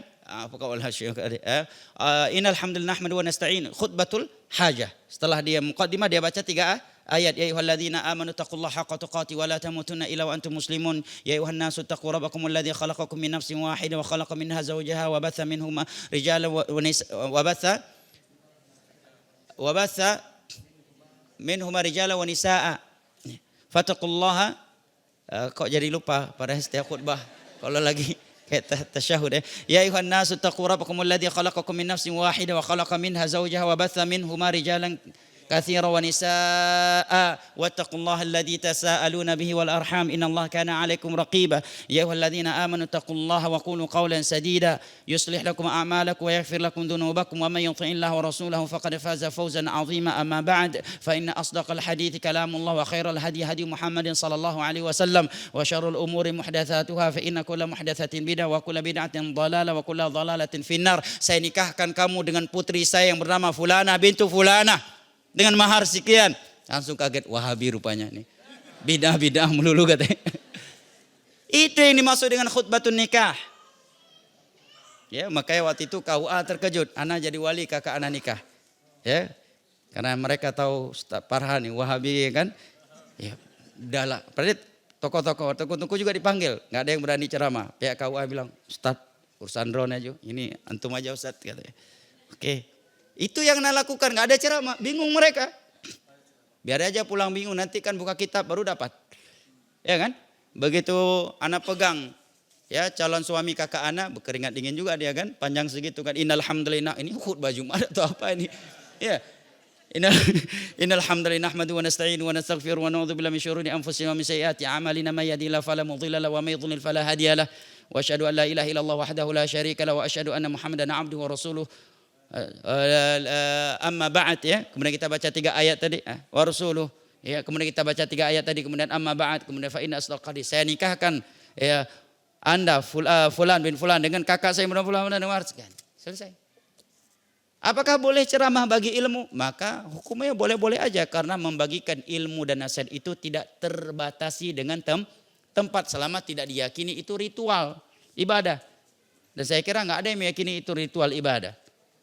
Maksudnya daripada di situ nggak ada yang memberikan nasihat, ya ada kesempatan bagus untuk memberikan nasihat kepada jamaah yang hadir. Sesekali dilakukan maka tidak mengapa. Namun menjadikannya sebagai paket akad ini tidak ada sunnahnya. Nah, namun masuk dalam keumuman memberikan ilmu agama dan memberikan ilmu tidak terbatasi dengan tempat. Nabi pun sedang di kuburan pun terkadang memberikan ilmu. Makanya jarang kita dapatkan riwayat atau wallahu alam setahu ana tidak ada riwayat menyebutkan ada ceramah setiap para sahabat nikah. Ya, ada enggak ceramah ketika sahabat fulan menikah Nabi ceramah kemudian diriwayatkan? Kan enggak. Semua khutbah Nabi itu kan terriwayatkan. Khutbah nikah yang terriwayatkan cuma itu. Nah, tapi apakah dikatakan bid'ah? Ana tidak berani mengatakannya bid'ah. Wallahu a'lam bishawab. Ya sesekali dilakukan boleh dan sesekali tidak ya. Kedua di sini ada adab yang perlu kita perhatikan ketika seorang ustadz diminta ceramah di acara pernikahan. Ingat kaedah dan adab di dalam memberikan nasihat. Nasihat itu disampaikan empat mata kalau ditujukan kepada individu seseorang. Ingat itu. Imam Syafi'i mengatakan kalau kamu ingin menasehatiku sampaikan antara aku dan engkau. Tetapi apabila engkau menasehatiku di depan orang itu namanya fadhihah. Engkau telah mempermalukan aku. Sebagai ustaz ceramah nikah, fulan Anda telah meminangnya maka jagalah dia, itu namanya mempermalukan dia. Nasihati aja secara umum. Berikut ini adalah nasihat-nasihat yang saya utarakan untuk diri saya pribadi dan jamaah sekalian dan terkhusus untuk kedua mempelai. Ya kan kalau antum pengantin antum dituju dengan tegang enggak suasananya? Kok gua terus dari tadi ini? Pada yang lain juga belum tentu lebih baik dari ana. Ya kan? Wahai fulan, kamu setelah mengambilnya bisa berkeringat, bisa kencing dalam celana nanti anak orang. Sampaikannya secara umum. Ingat adab memberikan nasihat. Kata Imam Syafi'i, kalau benar-benar kamu memberikan nasihat, sampaikan antara aku dan kamu. Tetapi kalau engkau memberikan nasihat kepada aku di depan manusia, itu namanya fadhihah. Engkau sedang mempermalukan aku. Nah. Wallahu ta'ala a'lam bishawab wal ilmu indallah. Naam.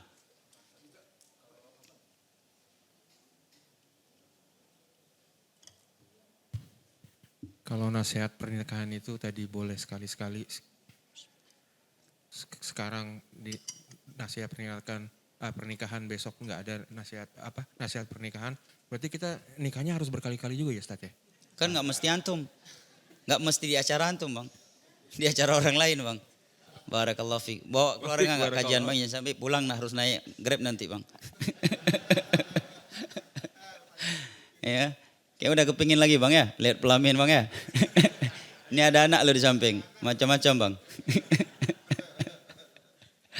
Baik, barakallahu fiik. Ada yang lain? Nah.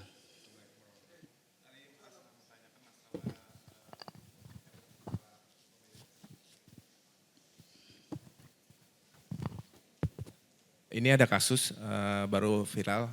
Ini suaminya ini teman SMA-nya istri Ana. Istrinya ini sebetulnya mantan penyanyi cilik.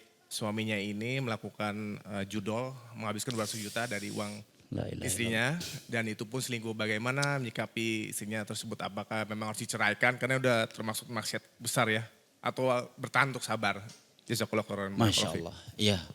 Cerita-cerita tentang judul ini mengerikan jemaah. Ana diceritakan ada seorang ustadz punya murid. Ustadz sunnah. Punya murid soleh banget pak.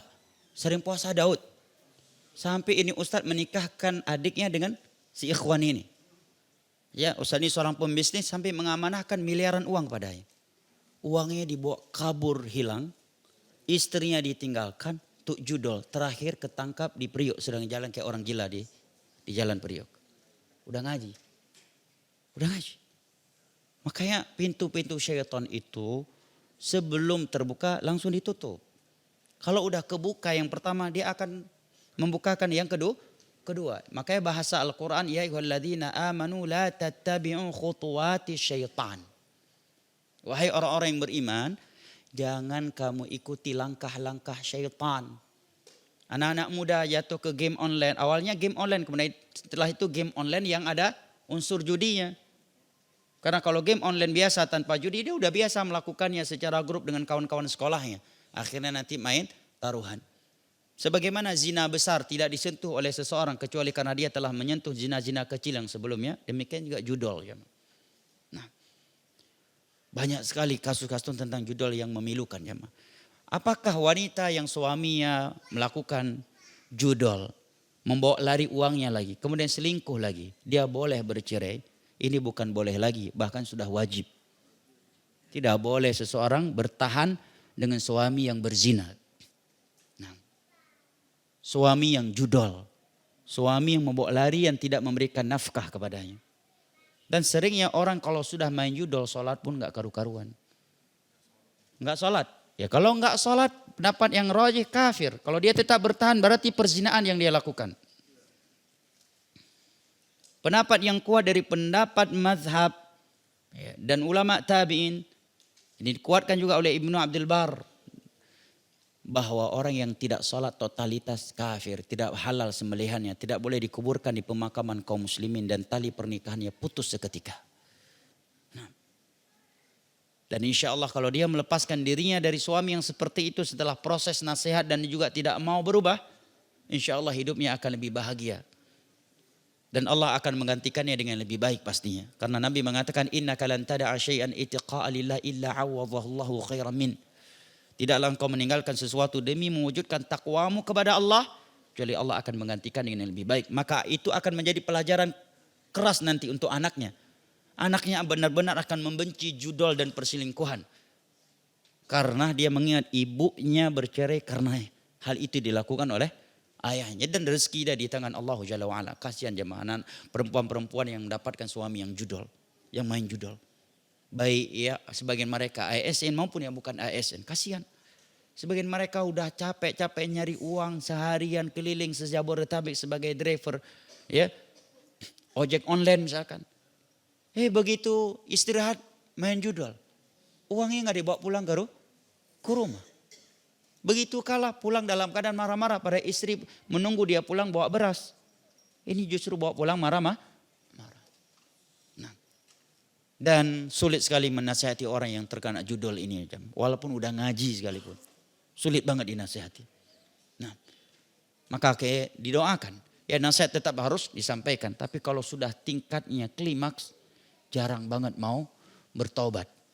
Kecuali uang udah gak ada. Begitu dikasih uang main lagi dia. Allahul musta'an. Maka wanita-wanita yang seperti ini lebih baik minta ya dia khulu, dan bukan khulu sebenarnya ini. Dia naikkan ke mahkamah fasakh dan dia tidak wajib mengembalikan maharnya. Kenapa? Karena si suami tidak melaksanakan, tidak memberikan kewajiban yang harus dia berikan sebagai seorang suami, bahkan membawa lari uang istrinya lagi. Nah, wallahu taala alam bisawab wal ilmu inallah. Yang terakhir, makanya jemaah bapak-bapak yang punya anak perempuan dan belum menikah, ana ingatkan dengan ucapan Hasan Al-Basri rahimahullah, dan ana juga punya anak perempuan ya. Beliau mengatakan zawij bintaka taqiyan fa innahu in ahabbaha akramaha wa in karihaha lam yadhlimha. Nikahkan putrimu dengan seorang lelaki yang bertakwa kepada Allah. Karena lelaki yang bertakwa kepada Allah itu kalau dia mencintai istrinya dia akan memuliakan istrinya. Dan kalau dia membenci istrinya maka dia tidak akan menzaliminya. Nah, wallahu taala alam bisawab. Subhanakallahumma bihamdik asyhadu an la ilaha illa anta astaghfiruka wa atubu ilaik. Wassalamualaikum warahmatullahi wabarakatuh.